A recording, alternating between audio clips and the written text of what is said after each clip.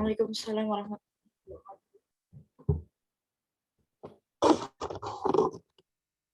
Alhamdulillahirabbil alamin. Wa bihi nasta'inu ala umuri dunya wa din wa ala alihi wa sahbihi ajma'in. Amma ba'd. Raditu billahi rabbah wa bil islami dina wa bi Muhammadin nabiyya wa rasulah. Allahumma rabbi syrah li sadri wa yassir li amri wa hlul 'uqdatam min lisani yafqahu qawli. Allahumma rabbi zidni ilman warzuqni fahman. Puji kepada Allah, salawat kepada Rasulullah. Alhamdulillah, hari ini kita telah diberikan kesehatan badan, sehat pikiran, sehingga kita dapat berkumpul di ruang virtual yang sangat kita dambakan ini.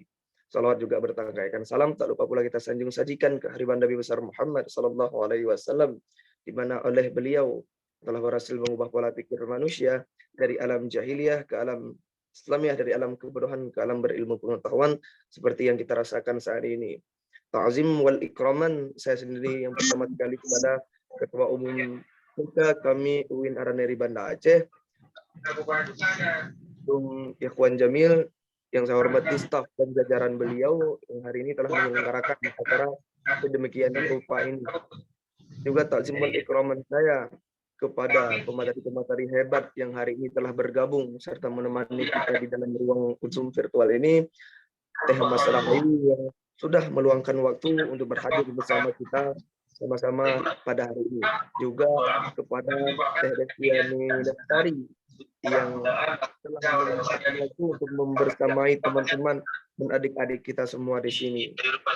Dengan mengucapkan alhamdulillahirabbil alamin, hari ini acara kegiatan seminar feminisme ini kita mulai. Sebelum pemateri pertama bakal membahas tentang bagaimana feminisme sejarah singkatnya, mungkin saya bakal membacakan sedikit hari ini. Mohon maaf, pertama kita hari ini ada dua sesi, yaitu ada dua subtema yang bakal dibahas oleh dua pemateri yang berbeda.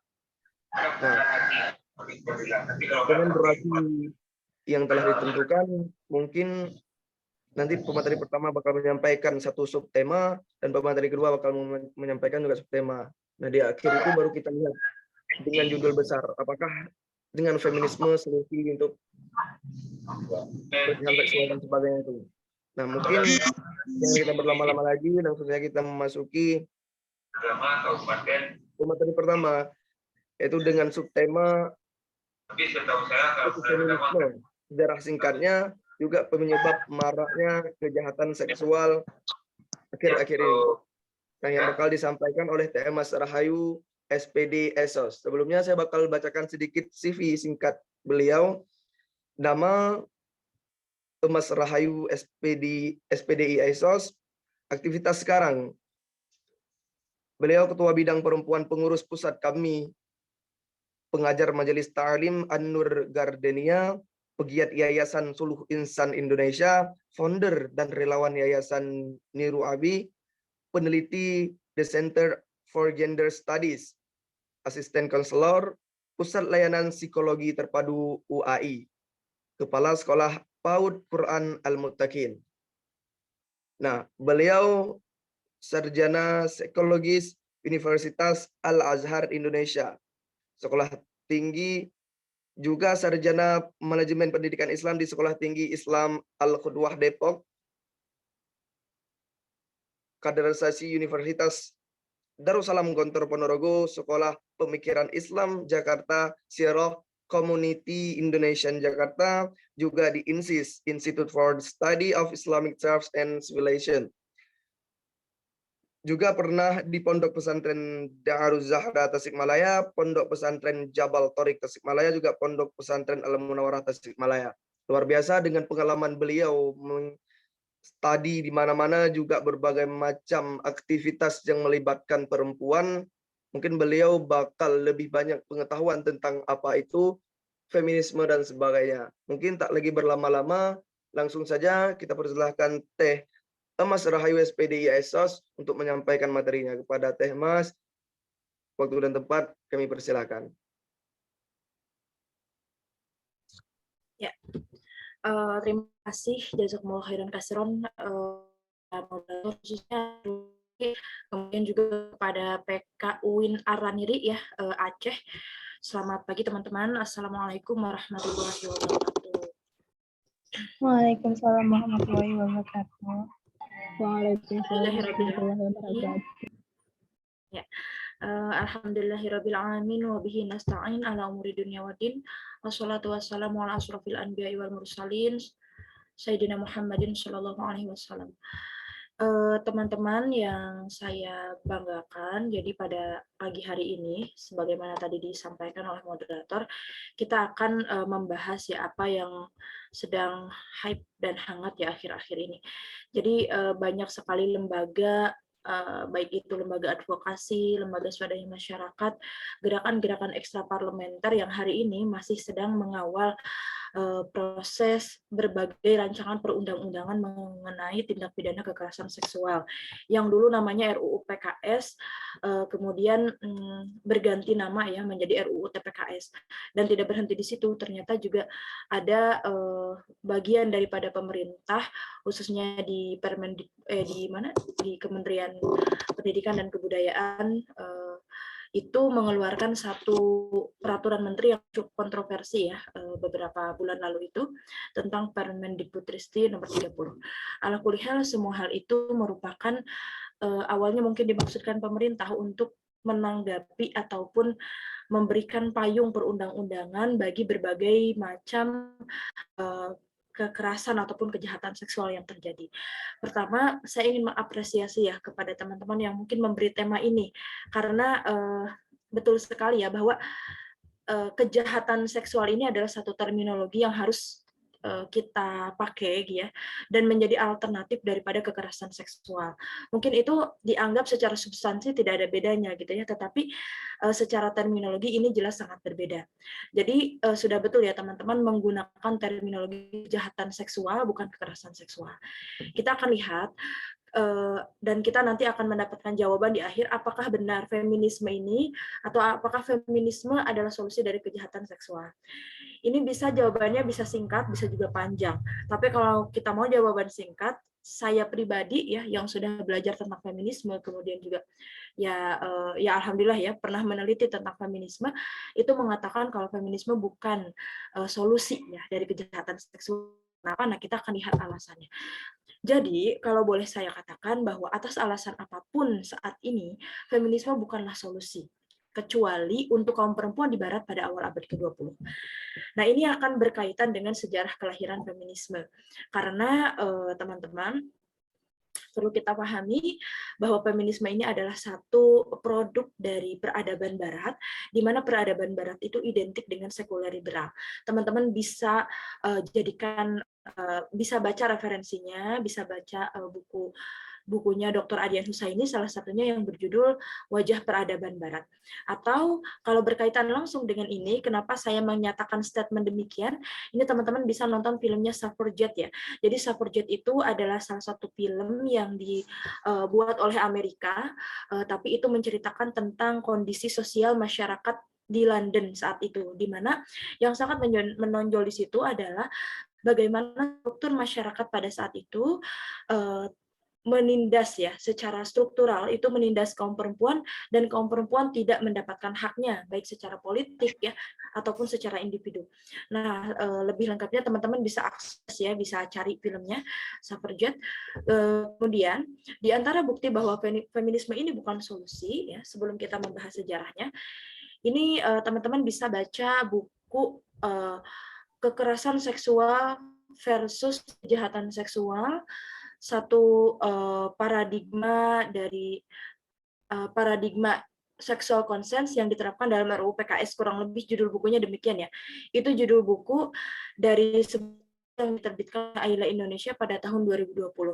Salah satu penulis yang bernama Esti ya, Mbak Esti, di situ menuliskan bahwa perkosaan sebagai kekerasan seksual itu tidak lagi dipahami sebagai perkosaan yang dikenal selama ini oleh luas. Nah, di sini perlu kita garis bawahi, gerakan feminisme dan revolusi seksual di Barat telah berhasil memperluas makna perkosaan dan mengubah definisi hukumnya. Artinya, ya di sini sangat jelas bahwa gerakan feminisme ini memiliki sumbangsih yang besar terhadap perubahan-perubahan makna perkosaan dan istilah-istilah kekerasan seksual lainnya.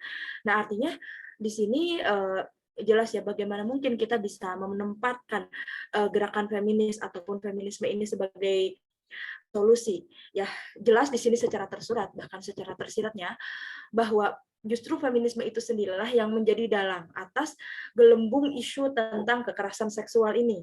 Ya. Nah, kemudian ini di dalam sebuah buku berjudul Reclaim Your Heart yang ditulis oleh Yasmin Mogahed juga dituliskan bahwa saat feminisme Barat menghapus Tuhan dari gambaran besar, maka tidak ada lagi standar yang tersisa kecuali standar laki-laki dan seterusnya dan seterusnya.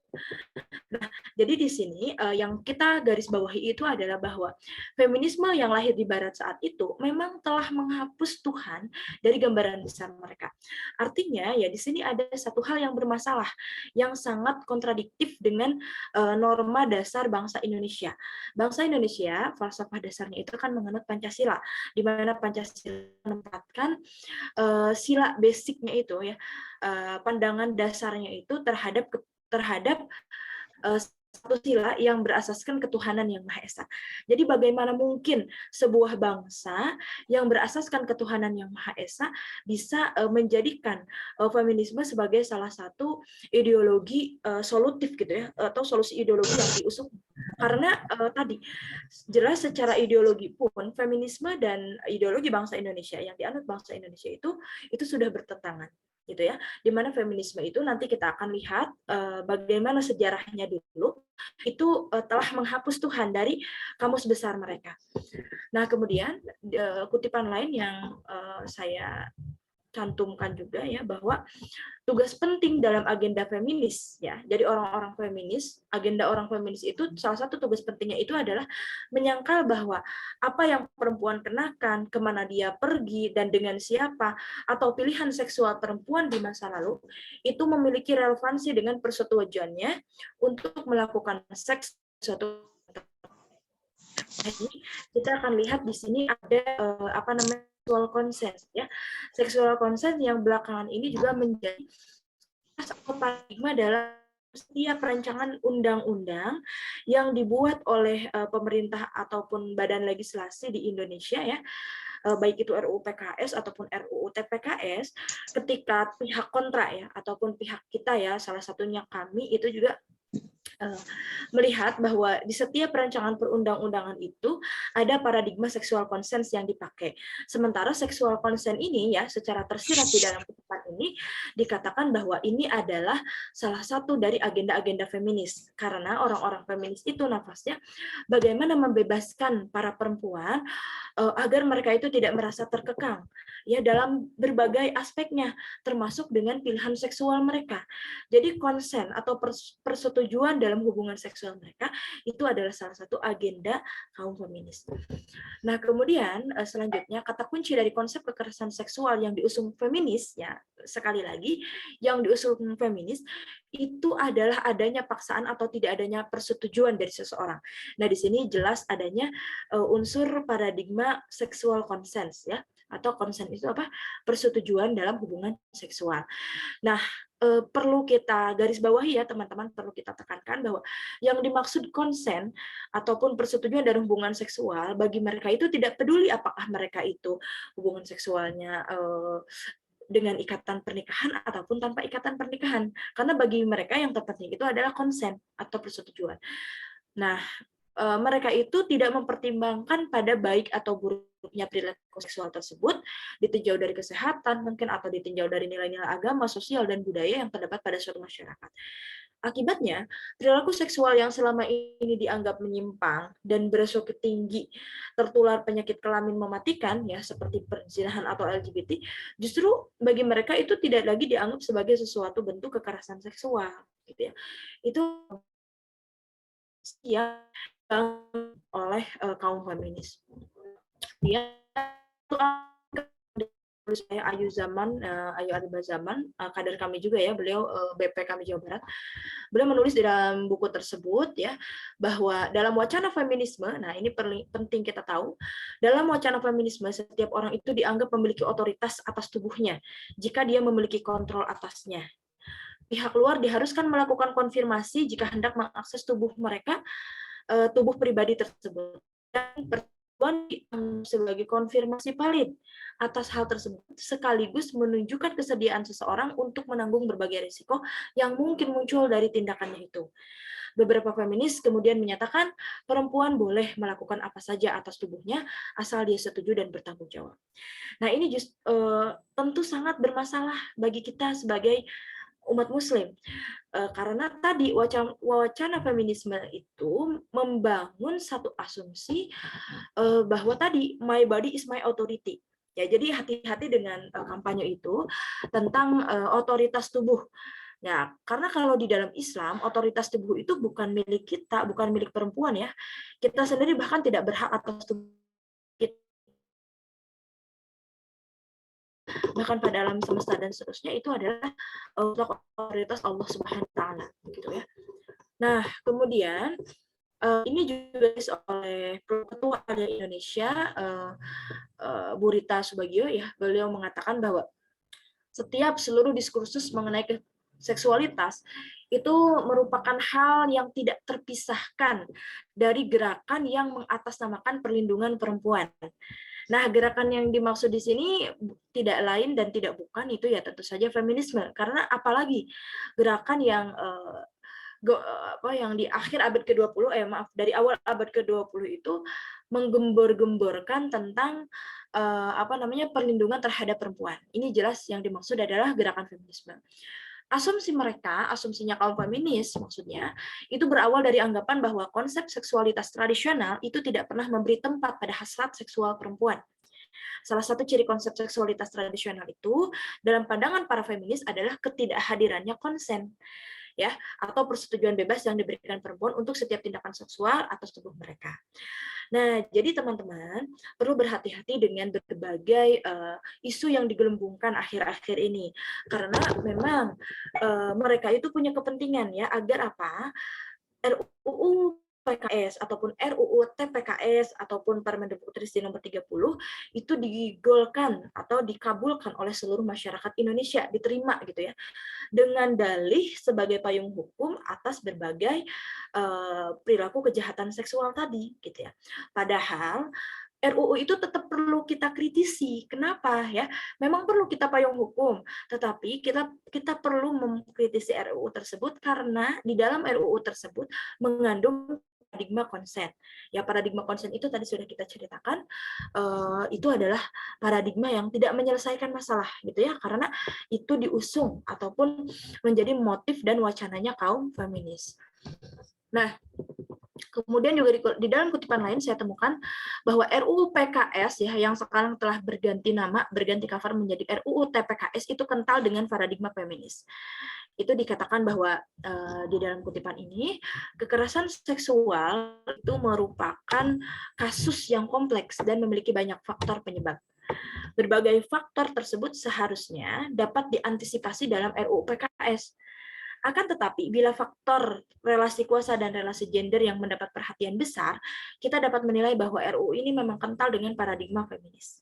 Ya, dalam tradisi perjuangan feminis, khususnya teori hukum feminis atau feminist legal theory, gender adalah harga mati yang harus dijadikan standar semutawayang dalam pembentukan hukum dan kebijakan. Nah, teman-teman, jadi di dalam gerakan feminisme itu, karena mereka itu tadi sangat menjunjung tinggi paradigma, bukan paradigma, tapi perspektif perempuan, akhirnya mereka mendesak, mendorong agar disusun hukum yang berperspektif perempuan atau yang dinamakan dengan feminist legal theory. Feminist legal theory ini adalah salah satu produk hukum yang dimana prinsip ataupun salah satu asas yang dipakainya itu adalah ideologi feminis. Nah, ini adalah ancaman besar ya bagi dunia hukum. Nah, kemudian tadi ya saya ingin katakan bahwa kenapa pemilihan kejahatan seksual yang teman-teman pilih itu sudah betul, karena tadi kejahatan seksual itu merupakan terminologi alternatif dengan konsep yang lebih sesuai dengan nilai-nilai agama, budaya, dan norma masyarakat Indonesia yang menghindarkan kita dari ambiguitas dan kontroversi penafsiran. Jadi ya kita konsisten aja menggunakan terminologi kejahatan seksual bukan kekerasan seksual. Karena kalau kekerasan seksual itu definisinya saja sudah ambigu ya, dan itu membuka peluang besar untuk merebaknya perzinahan, seks bebas dan lain-lain. Gitu ya. Jadi berdasarkan kajian yang sudah dilakukan CGS ataupun AILA Indonesia, itu dari pihak kita menawarkan alternatif terminologi yaitu kejahatan seksual bukan kekerasan seksual. Oke. Teman-teman, itu ya alasan-alasan bantahan kenapa saya mengatakan bahwa feminisme ini bukan solusi dari berbagai kejahatan seksual yang ada. Kemudian sekarang kita akan lihat bagaimana feminis itu lahir dan kenapa kita harus mewaspadai gerakan ini gitu ya. Walaupun dia menyuarakan gerakan membela hak-hak perempuan, tetapi tidak begitu saja ya, kita sebagai bangsa yang beradab itu tidak boleh begitu saja menerima berbagai isme-isme dari Barat. Gitu. Nah, saya akan masuk dalam sejarahnya ya, feminisme mengenai sejarah dan perkembangannya. Bentar. Oke, saya ganti slide ya. Oke, sudah kelihatan ya teman-teman? Oke. Nah, jadi di sini kita akan bicara tentang feminisme secara secara konsep ya, biar kita juga tahu bagaimana sejarah dan perkembangan feminisme itu ya, secara singkat saja. Karena saya aja dapat materi feminisme ini 1 SKS ya, teman-teman. 2 SKS, maaf, 2 SKS. Nah, jadi secara definisi diungkapkan oleh berbagai ahli dan juga buku yang pernah saya kaji. Dalam Merriam-Webster Dictionary and Thesaurus, ya ini sebuah kamus, diuraikan bahwa feminisme itu adalah sebuah teori politik, ekonomi, dan kesetaraan sosial yang berdasarkan pada jenis kelamin. Awalnya seperti itu. Kemudian juga pernah dikatakan oleh Eleanor Barkett menguraikan bahwa feminisme sebagai suatu aktor organisir yang mengatasnamakan kepentingan dan hak perempuan. Keyakinan terhadap kesetaraan dalam bidang-bidang sosial, ekonomi, dan politik ini membuat paham feminisme Barat dimanifestasikan di seluruh dunia dan diwakili oleh berbagai institusi yang berkomitmen untuk aktivitas atas nama hak dan kepentingan perempuan. Jadi memang pada awal kemunculannya, nanti teman-teman ini akan menemukan pemakluman ya mungkin ketika teman-teman nonton film tadi. Jadi kalau yang saya tangkap dalam film itu digambarkan bahwa para buruh perempuan ya, kemudian juga yang sekaligus para buruh perempuan itu kan mereka juga istri, mereka juga seorang ibu gitu ya. Tidak pernah didengar pendapatnya, tidak pernah diberikan hak suaranya, sehingga mereka itu demo ya, protes dengan satu tuntutan yaitu votes for women. Mendukung perempuan, ya woman support woman kan sekarang juga masih rame ya, kampanye itu woman support woman, kemudian juga votes for women, dukung perempuan. Jadi pada awalnya seperti itu saja gitu gerakan feminisme itu. Pada awalnya sebuah gerakan yang kemudian terus diideologisasi ya, diteorisasi, dibangun teorinya, kemudian disebarkan di wilayah-wilayah akademik dan jadilah ini sebagai gerakan besar, bahkan sudah menjadi ideologi sendiri. Ya kalau sudah pakai isme di belakangnya ya itu adalah udah jadi ideologi ya gitu teman-teman. Nah, kemudian ini juga dikatakan oleh Susan Osborne, dia mengatakan bahwa feminisme itu adalah cara melihat dunia. Wah, ini udah lebih tingkatannya udah lebih tinggi ya. Jadi ketika feminisme ini sudah didefinisikan sebagai satu worldview, nah ini berarti sudah menyetarai atau menyamai dengan worldview besar yang lain ya. Kalau kita sebagai umat Islam ya tentu saja kita harus memakai worldview Islam, cara pandang Islam. Ketika feminisme ini sudah dijadikan sebagai worldview, sebagai sebuah cara pandang ya, cara kita melihat dunia, cara kita melihat realitas. Nah, ini artinya ini sudah menjadi ancaman besar. Bukan hanya bagi kita, bukan hanya bagi manusia, tetapi juga bagi dunia, tetapi juga bagi Islam sendiri. Karena ingat ya teman-teman, kita sebagai umat Islam itu sudah harus merasa final, merasa cukup, merasa puas dengan ideologi Islam. Dengan Islam sebagai cara pandang, dengan Islam sebagai ideologi, dengan Islam sebagai satu sistem hidup.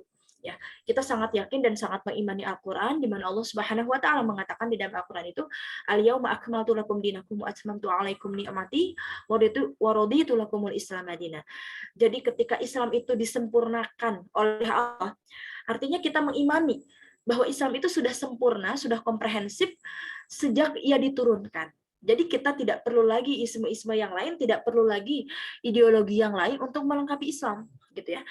Nah, di sini Susan Osborn mengatakan bahwa feminisme itu adalah satu cara pandang melihat dunia atau sebuah worldview di mana perempuan melihatnya dari perspektif perempuan.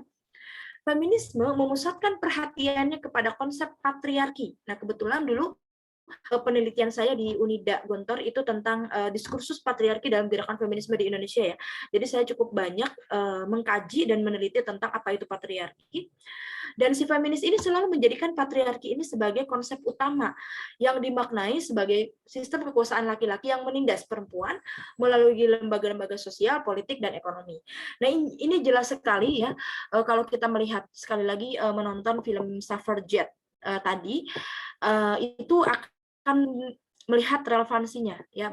Kenapa feminisme ini sangat menekankan pada patriarki yang menindas perempuan gitu ya, sistem patriarki yang menindas perempuan. Kemudian tadi kita akan singgung sedikit mengenai worldview ya, di mana pandangan hidup seorang muslim itu tentu saja tidak boleh terintervensi ataupun menginsert ideologi lain, pandangan hidup lain ke dalam cara pandang kita.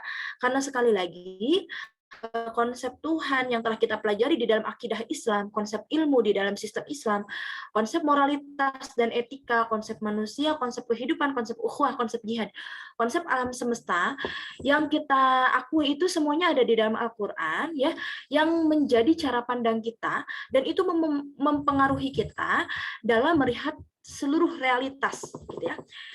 Ini saya dapatkan dari guru saya, Profesor Dr. Hamid Zarkashi, semoga Allah memberkahi ilmu beliau ya. Jadi begitulah cara kita sebagai muslim itu memandang semua realitas. Jadi akan selalu mengacu dan berdasarkan pada isi pikiran yang diinsert dari Al-Qur'an. Semuanya, baik itu konsep Tuhan, konsep ilmu, semuanya itu bersumber dan berasal dari Al-Qur'an. Nah, berbeda dengan tadi, bagaimana feminist worldview tadi? Feminist worldview itu ya inputnya dia asasnya patriarchy culture, oppression, stereotyping, dan juga gender, social construct, dan lain-lain yang akhirnya mempengaruhi cara pandang mereka terhadap realitas. Jadi berbeda ya. Jadi jangan terkecoh ketika misalnya ada sebagian kelompok yang mengkampanyekan feminisme muslim atau Islamic feminis gitu ya. Untuk apa Islam memerlukan ideologi lain? Karena Islam sudah sempurna gitu. Karena tadi suatu ideologi itu tidak bisa dicampurkan untuk memandang satu realitas tertentu. Setiap ideologi itu punya konsepnya. Ya. Begitupun dengan kita sebagai Muslim, ya gunakanlah cara pandang sebagai Muslim. Nah, kemudian bagaimana secara sejarah feminisme itu lahir? Jadi teman-teman, maaf sebentar ya. Saya sebentar ada ini.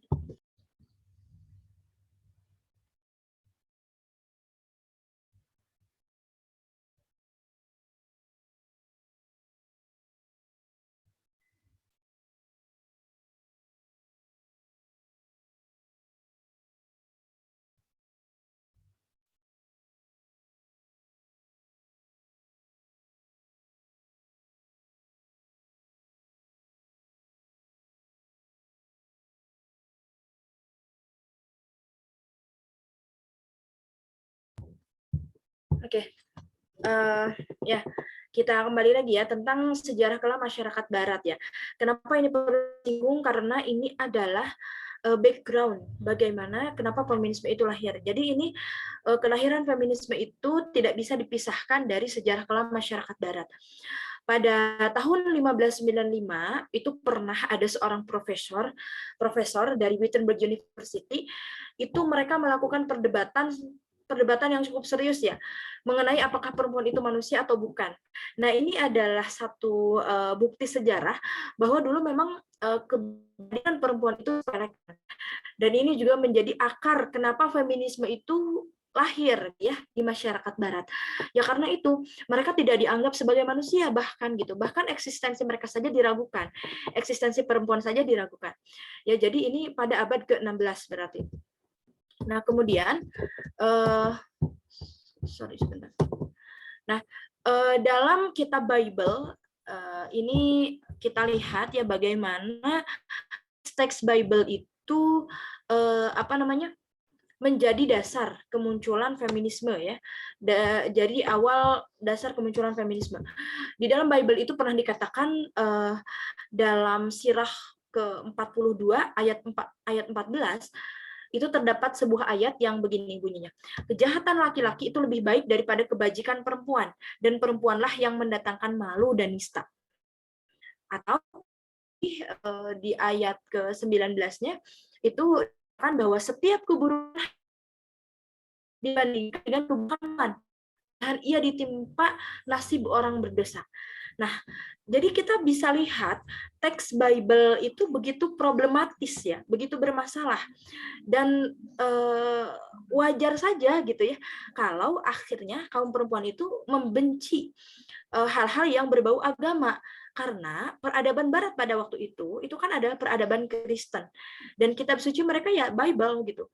Bagi mereka ketika seseorang itu tidak percaya pada Bible, tidak mengikuti Bible, ya mereka itu adalah orang-orang yang tidak berkonstitusi, orang-orang yang tidak beradab gitu ya. Jadi itulah yang terjadi di Barat pada saat itu gitu ya.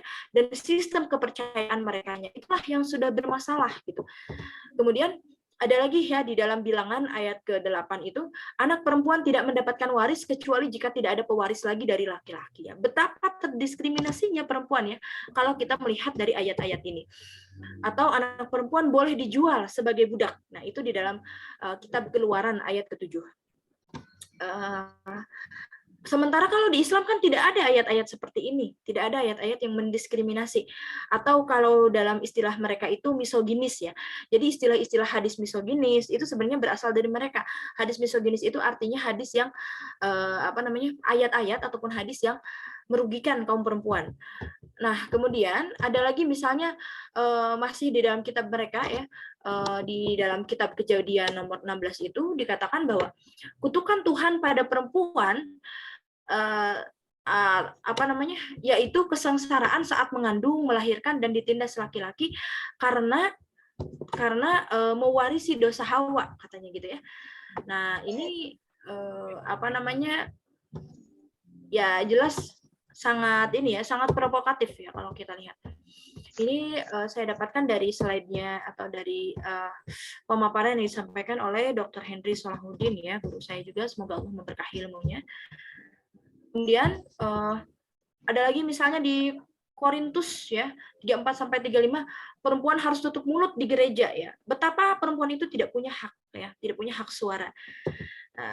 Kemudian akhirnya feminis ini punya anggapan bahwa semua kitab suci dan agama itu menindas perempuan gitu ya. Jadi ya memang pernyataannya benar kalau didasarkan pada argumentasi tadi gitu ya. Bahwa ya semua kitab suci dan agama itu mendiskriminasi kaum perempuan. Nah, kemudian ada lagi fakta yang terjadi di Barat, yaitu inkuisisi. Ya, teman-teman kalau googling inkuisisi di Eropa itu sangat menyedihkan ya. Ini adalah kaum perempuan nih.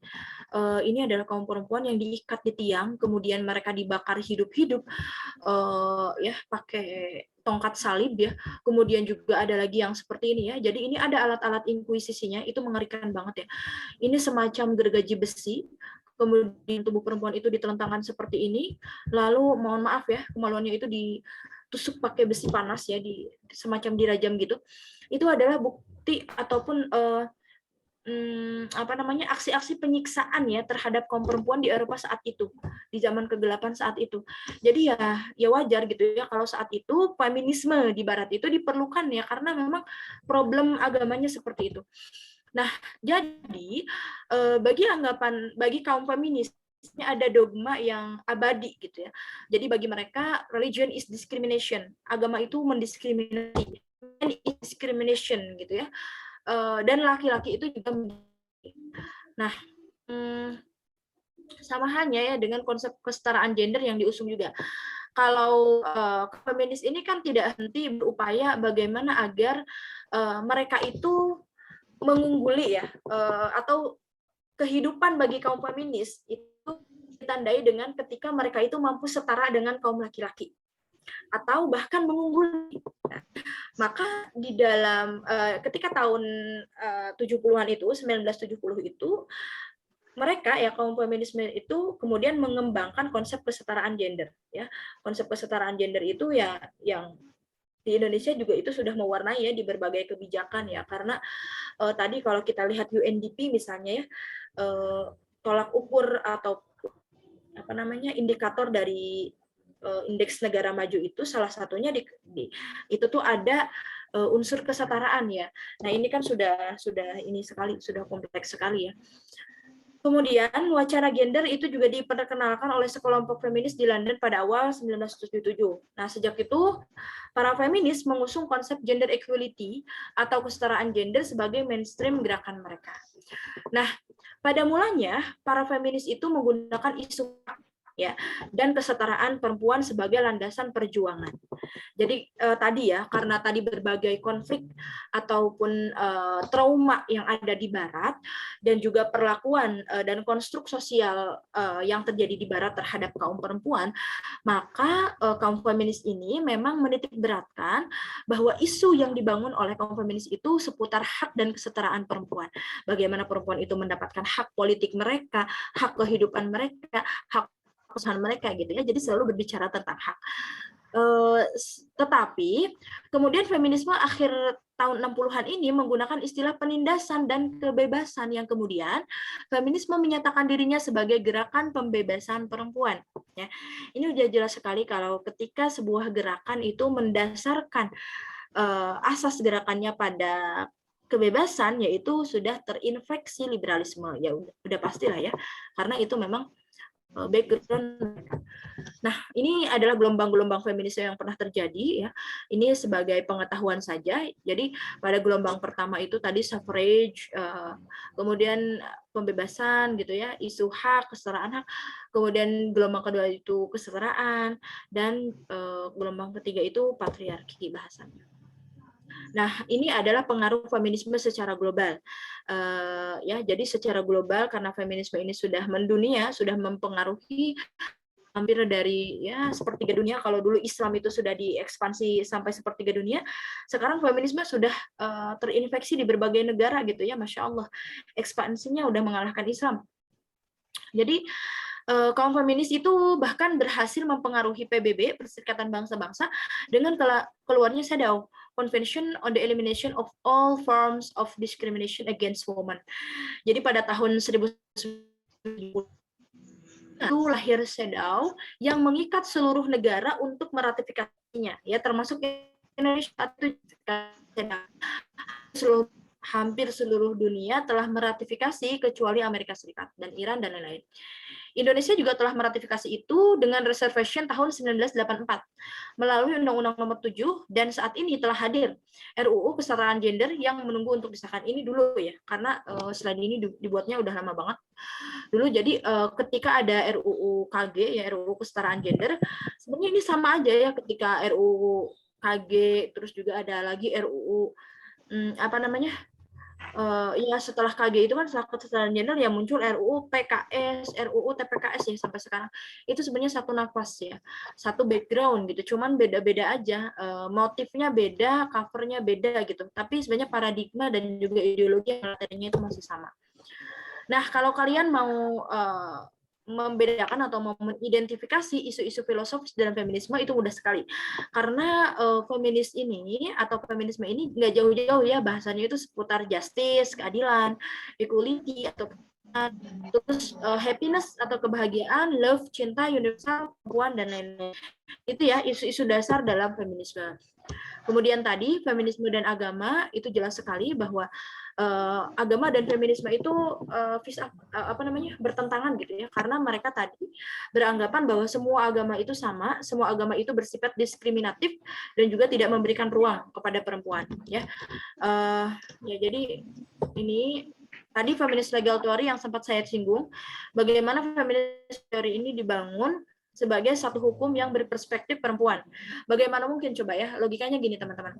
Kalau kita penyusunan hukum di sebuah negara itu kan akan didasarkan pada salah satunya kalau di Indonesia itu kan hukum positif, kemudian juga hukum adat gitu ya. Nah, ataupun agama yang berlaku di situ. Kalau misalnya nanti teman-teman hukum bisa mengkritisi lebih jauh ya tentang feminist legal theory.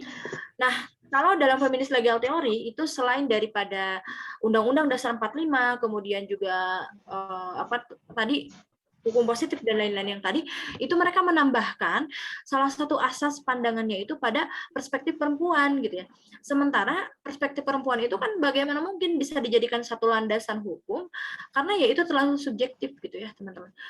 Kemarin ada teman saya juga yang meneliti khusus tentang feminist legal theory gitu ya. Jadi pada intinya perspektif perempuan itu tidak bisa dijadikan sebagai landasan hukum, karena sesuatu yang subjektif itu ya susah untuk dijadikan standar.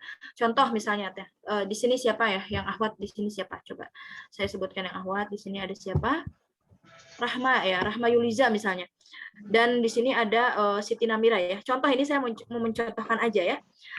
Ketika misalnya kita menggunakan hukum perspektif perempuan, contohnya misalnya bendanya itu cilok misalnya ya. Bagi Rahma, cilok itu enak, makanan terenak gitu ya. Apalagi kalau misalkan ditambahkan saus kacang, saus tomat dan lain-lain gitu ya, itu enak banget gitu. Tapi bagi Namira, bagi Siti Namira, cilok itu tidak lebih dari sekedar tepung tapioka yang direbus dan dibulat-bulat, dan itu nggak enak sama sekali gitu ya. Beda lagi misalkan dengan kata Desviani ya, dia mengatakan bahwa ya cilok itu layak dijadikan kekayaan kuliner Nusantara misalkan kayak gitu ya. Itu adalah versi subjektif dari perempuan gitu ya. Ya bagaimana mungkin acuan perspektif perempuan bisa dijadikan sebagai salah satu landasan. Nah, itu yang diperjuangkan dalam feminist legal theory gitu ya, teman-teman. Terus juga etika feminis ya. Ini bahasanya jauh lagi ya, tapi ini teman-teman cukup tahu aja kalau mereka pun di dalam feminis itu mengalami kebingungan gitu ya, karena kalau feminis yang sebenarnya itu tidak beretika, tidak bermoral gitu, tetapi mereka ketakutan untuk mengatakan itu karena mereka yakin kalau misalnya mereka mengatakan feminis itu tidak beretika dan tidak bermoral, nanti pendukung mereka itu akan lari pada agama gitu ya. Sementara bagi kaum feminis, bagi feminisme, agama itu jelas sekali tidak bisa berdamai gitu ya dengan agama. Nah, itu saja mungkin teman-teman sebagai pendahuluan ya. Kalau misalnya kita cukup leluasa waktunya sih masih panjang ya, tetapi mudah-mudahan ini cukup sebagai pengantar sehingga bisa membangun daya kritis teman-teman, nalar kritis teman-teman, dan juga tidak mudah begitu saja menerima feminisme dalam kehidupan kita ya, apalagi dalam gerakan kita ya. Wallahu a'lam bishawab. Saya kembalikan kepada Irwandi ya selaku moderator. Terima kasih. Oke, baik. Terima kasih kita ucapkan pada Teh Mas Rahayu, luar biasa materi yang dibawakan sama Teh Mas pada hari ini. Mungkin banyak sekali ilmu-ilmu baru yang kami dapatkan hari ini tentang bagaimana feminisme di segi ini, di segi itu, bagaimana pandangan-pandangan feminisme dari para ahli dan sebagainya. Juga bagaimana sejarah singkat feminisme dan feedback feminisme dan sebagainya. Hari ini sudah terkupas oleh Teh Mas Rahayu yang mungkin teman-teman dari peserta ini mendapatkan banyak ilmu baru tentang feminisme yang dulunya kami hanya mengetahui feminisme pada lingkup ini, tetapi hari ini kami semua dapat mengetahui feminisme itu dari berbagai segi pandangan. Nah, mungkin sebelum kita masuk ke sesi tanya jawab, kita masuk terlebih dahulu ke pemateri yang kedua. Nanti baru kita lebih leluasa berdiskusi hingga menemukan solusi terakhirnya. Nah, mungkin langsung saja kita bakal masuki materi yang kedua, yang di sini yang bakal membahas tentang psikologis feminisme, psikologis pelaku dan korban kejahatan seksual. Bagaimana dampak psikologisnya jika kejahatan seksual itu terjadi pada si korban dan sebagainya. Nah, dalam hal ini bakal dikupas lebar ataupun bagaimana bakal dibahas oleh Kak Desi. Nah, sebelum kakak memulai materi yang kedua, terlebih dulu saya bacakan sedikit CV singkat dari Kak Desvi. Nama Desviani Lestari Anggraini BR Subakti. Beliau memiliki moto, hidup adalah perjalanan dari Tuhan menuju Tuhan. Pendidikan formal terakhir, Galih Agung Senior High Boarding School. Juga pengalaman organisasi Head of Persatuan Basket Dayah Galih Agung, Head of Persatuan Silat Galih Agung, Staff of Public Security Student Organizer di Dayah Galih Agung, Head of Women Development of Kami Araneri, Head Coaching and Achievement UKM Tapak Suci UIN Araneri. Nah, beliau atlet bela diri kayak Ani. Juga pengalaman training, beliau public speaking with AC juga excellent beginner bed 3 North Sumatra. Juga pengalaman kerja the official of internal Sherry tournament, announcer of Radio Asalam, the course of martial art, tutor of English, course of smart student bimbel Banda Aceh, public relation of ETA Indo sama Company, juga business plan konsultan at PT Karya Kolaborasi Digital. Nah, mungkin untuk membahas tentang psikologi feminisme juga dampak psikologi terhadap pelaku dan korban kejahatan seksual yang bakal dibahas oleh Kak Desvi Yani Lestari Anggraini. Kepada kakak, waktu dan tempat kami persilahkan. Syukron Irwandi gitu ya. Udah memberikan kesempatan juga, dan hatur nuhun ya untuk Emas yang hari ini juga udah berkontribusi nih buat kita semua. Kakak juga selaku pembelajar jadi banyak belajar hari ini gitu. Jadi nggak battle jadinya kan. Teh Emas di sana Kak Despi gitu. Tapi alhamdulillah nikmat ya rasanya kita berkumpul hari ini. Jadi kita hari ini bisa berkumpul karena Allah. Jadi yang pertama kita harus bersyukur. Alhamdulillah. Alhamdulillah alamin. Wa bihi nasta'inu ala umuri dunya waddin wa ala alihi wa sahbihi rasulillahi ajma'in.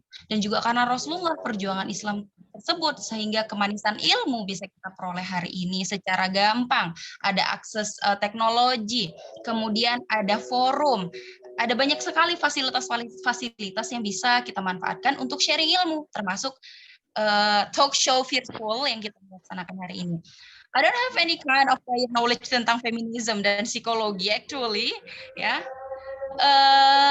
Karena untuk psikologi ya kita ingin membicarakan tentang psikologi feminism. Oke, untuk kakak langsung aja ya, karena tadi mukadimahnya udah banyak dari Teh Emas juga, dari Irwandi juga, terus mengenai feminism itu sendiri dari historical background udah dijelasin juga sama Teh Emas. Jadi alhamdulillah saya tidak punya banyak PR lagi ya untuk menjelaskan ini semua. Oke, kita mulai dari laporan yang kita peroleh teman-teman di tahun 2020 itu dari NGO. Di mana NGO ini juga dikiprahi oleh kaum feminis.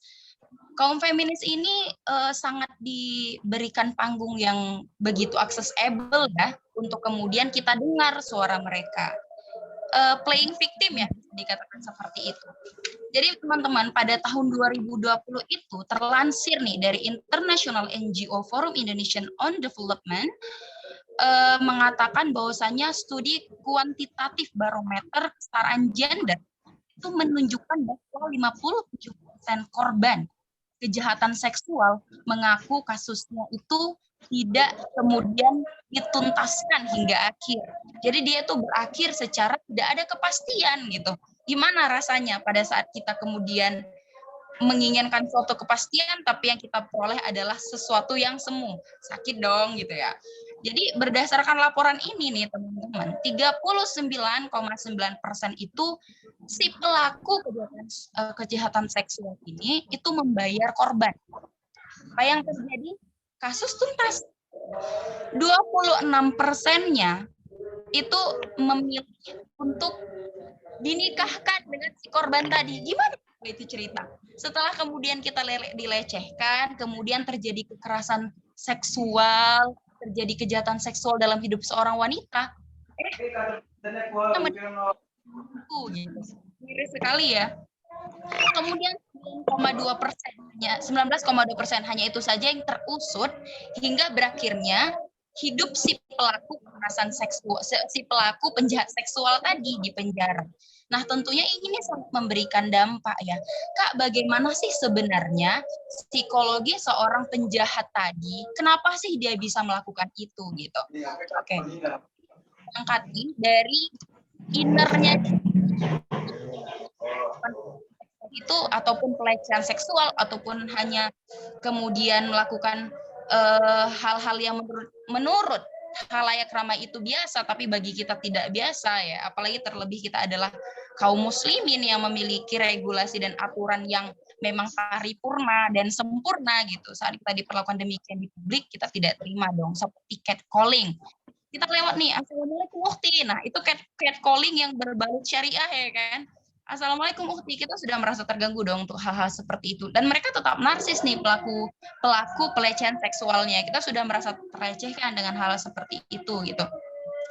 Nah, teman-teman tentunya apa yang kemudian menjadi perhatian kita di sini adalah saat tidak ada kepastian hukum yang kemudian mampu memayungi para korban-korban kekerasan seksual yang saat ini sedang marak isunya di Indonesia. Ada beberapa kampus yang kemarin kemudian memberikan laporan speak up korban-korbannya. Tapi kemudian apa yang terjadi? Contoh kasusnya itu di UNRI ya, Universitas Riau. Saat kemudian seorang mahasiswi itu mengadukan tentang apa yang dia alami di kampus, pada akhirnya yang dia peroleh adalah dia disudutkan oleh pihak-pihak yang ada di kampus gitu. Prodinya tidak mau membela dia.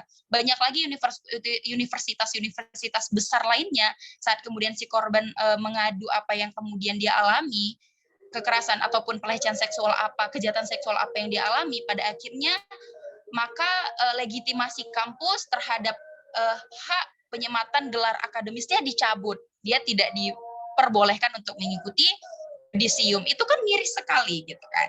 Dan ini menjadi peluang bagi kaum feminis untuk masuk mencari panggung mengkampanyekan idealisme mereka. Nah, segala sesuatu yang udah membawa nama isme itu ideologi adik-adik. Itu ideologi teman-teman. Jadi bagaimana mungkin kemudian dua ideologi itu kita sandingkan menjadi satu hal yang memungkinkan untuk memproduce produk solusi yang berkelanjutan. Contohnya, aku ingin menjadikan negara ini menjadi negara nasakom, nasionalis, komunis, agamis. Itu gimana itu konsepnya? Gitu kan? Itu nggak bisa. Jadi feminis ini adalah ideologi yang sangat mendasar sekali. Mereka ingin kebijakan politik itu berdasarkan ideologi mereka. Kemudian bagaimana kemudian tatanan sistem pemerintahan itu harus berdasarkan apa yang mereka perspektifkan gitu kan. Kemudian keberlangsungan ekonomi berkelanjutan harus berdasarkan pemikiran mereka gitu. Jadi karena ketidakhadiran hukum yang jelas di tengah-tengah masyarakat mengenai isu kejahatan seksual ini, maka itu tadi revisi undang-undang PKS ataupun TPKS yang saat ini sedang didesak oleh kaum feminis untuk disahkan tadi menjadi salah satu hal yang disebut sebagai solusi oleh orang-orang yang sangat mengagendakan feminisme ini sebagai landasan berpikir yang harus menjamur di seluruh dunia khususnya ya. Nah, kemudian ketidakjelasan hukum tadi berdampak seperti apa Kak kepada korban kekerasan seksual secara psikologi. Jadi adik-adik, teman-teman, ini tuh ada beberapa hal yang harus kita perhatikan. Bagaimana kemudian keberlangsungan mentalnya, fisiknya gitu. Keadaan status sosialnya itu sangat berdampak sekali tentunya untuk mereka yang terimbas oleh kasus kejahatan seksual. Secara mental dia menjadi sosok yang tidak percaya diri, kemudian secara psikologis dia juga menjadi sosok yang sangat gimana ya, dia itu tidak kemudian memiliki rasa percaya diri untuk I want to be something before the public gitu. Tentu kita akan menjadi sosok yang aku ingin bersembunyi aja gitu. Dan mereka itu cenderung sekali memisahkan memori mereka yang pernah mereka alami terkait dengan kejadian kekerasan seksual dengan apa yang mereka alami hari ini gitu. Jadi di sebagian kita merasa bahwa apa yang mereka alami itu adalah suatu hal yang tidak perlu digelitik lagi karena itu akan menyakiti si korban. Tapi penting sekali untuk memberikan support kepada mereka untuk kemudian mengawal kasus itu sampai kemudian diusut ya. Sehingga orang-orang yang mengalami pengalaman-pengalaman pahit yang berkenaan tentang kejahatan seksual itu memperoleh apa yang menjadi hak mereka. Memperoleh apa yang kemudian seharusnya mereka peroleh gitu berdasarkan payung hukum yang memang bisa dikatakan sebagai solusi gitu. Dan apakah feminisme itu, apakah pergerakan gender equality ataupun yang disebut dengan diversity whatever itu bisa menjadi solusi jangka panjang untuk kasus kekerasan seksual? Saya sepakat jawabannya tidak juga gitu. Karena feminisme ini juga sudah lari dari jalurnya. Oke, kita sepakat bahwasanya bergeraknya kaum feminis berdasarkan perspektif agama yang mereka yakini di peradaban barat dulu di awal abad kedua itu adalah perspektif yang salah. Ada beberapa budaya-budaya agama yang sangat kejam sekali mendiskriminasikan perempuan. Contohnya zaman India kuno tuh. Jadi perempuan itu dan laki-laki itu posisinya sangat timpang sekali. Laki-laki itu adalah manifestasi wujud Tuhan yang nyata dalam kehidupan. Jadi kalau seorang perempuan sudah menikah, maka pengabdiannya sepenuhnya untuk suami, tapi derajat suami itu sama dengan Tuhan. Sebagai bukti bakti si perempuan, kalau si suami ini meninggal, maka si perempuan ini harus mengabdikan hidupnya dengan kesendirian. Itu yang pertama. Yang kedua, perempuan ini tidak boleh terakses dengan kehidupan sosial yang bersentuhan dengan pendidikan, kemudian politik. Yang ketiga, perempuan harus melakukan budaya sati. Budaya sati itu adalah budaya membakar diri sendiri dengan hidup-hidup sebagai bentuk wujud pengabdian seorang perempuan kepada suaminya. Nah, isu-isu seperti itulah yang membuat kaum feminis ini sangat marak sekali dan marah tentunya. Apalagi hak legitimasi mereka di berbagai agenda perpolitikan tidak diakui kan oleh pemerintahan. Karena apa? Man is a superpower object gitu. Jadi perempuan itu udah deh di rumah aja jadi pemuas hasrat seksual laki-laki aja gitu. Itu yang membuat mereka. Dan kemudian kita kembali lagi dampak psikologi korban tadi. Selain dari mental mereka, kesehatan mereka, physically, kita kan nggak tahu ini pelaku kejahatan seksual ini punya penyakit apa gitu. Nah, saat kemudian ditularkan kepada si perempuan ini, penyakit-penyakit yang ada pada diri seorang laki-laki tadi, apa yang kemudian bisa dia lakukan ke depannya gitu. Dia menanggung segala bebannya sendiri kan, beban moral, beban mental, beban psikologi gitu. Mereka ini acap sekali dan kerap sekali suka menyakiti diri sendiri karena ngerasa depresi. Kalau adik-adik ikutin isu beberapa bulan yang lalu ada isu yang mengatakan bahwasanya seorang anak belia itu membunuh seorang bayi, kemudian bayinya itu jenazahnya itu disimpan di lemari. Pernah dengar? Ada yang pernah dengar nggak isu ini? Pernah. Ternyata setelah diusut, si perempuan ini, si adik ini adalah korban kasus kejahatan seksual. Saat kemudian tidak bisa mengekspresikan amarahnya dia, saat tidak pede untuk speak up, maka amarah dia tadi disalurkan untuk hal-hal yang seperti itu. Kan miris sekali. Hal ini kenapa bisa terjadi? Karena tidak adanya kepastian hukum yang bisa kita andalkan. Atau mungkin sebenarnya ada ya, tapi memang fasilitas itu tidak disalurkan secara sebagaimana semestinya untuk masyarakat setempat gitu. Akhir-akhir ini kita juga digemparkan dengan kasus pemerkosaan 21 santri oleh seorang praktisi pendidik di pesantren. Ada yang mengatakan simpang siur berita mengatakan bahwa ini basis Syiah. Ini bukan berarti basis Syiah bukan Islam ya gitu. Tapi kemudian apa kebijakan yang dilakukan? Yang menjadi isu adalah ditutupnya seluruh lembaga pendidikan Islam yang bernuansa asrama. Fair nggak dengan kasus ini? Tentu saja tidak fair gitu ya. Dan di saat-saat kesempatan seperti ini, kaum feminis mengkampanyekan lagi, tubuh kami adalah hak kami, gitu. Dan saat mereka tidak didengar apa yang dilakukan oleh kaum feminis, mereka bertelanjang untuk kemudian diperhatikan. untuk mencari sensasi biar didengar gitu. Jadi aku ingin melakukan ini. My body is mine gitu. You don't have any right to touch my body gitu. Tapi tuntutan mereka, kaum feminis ini, itu tidak sejalan dengan apa yang mereka inginkan. Mereka menginginkan bahwasanya mereka tidak tereksploitasi. Mereka menginginkan kesejahteraan gitu ya dalam hidup mereka. Oke, itu bisa mereka formulasi yang mereka tawarkan bisa mereka gunakan untuk budaya patriarki yang terlahir dari rahim agama-agama mereka yang memang tidak memberikan solusi yang mutakhir untuk kehidupan. Enggak rahmatan lil alamin. Karena solusi kita itu udah ada ya, Islam rahmatul lil alamin gitu. Dan ternyata agenda feminis ini itu seiringan dengan agenda orang-orang sekuler. Iya dong, feminis ini tidak sama sekali menerima agama sebagai landasan berpikir. Mereka punya landasan berpikir berdasarkan perspektif gender. Gitu juga dengan sekuler. Mereka ingin memisahkan antara aturan agama dengan bernegara itu pisahkan sama sekali.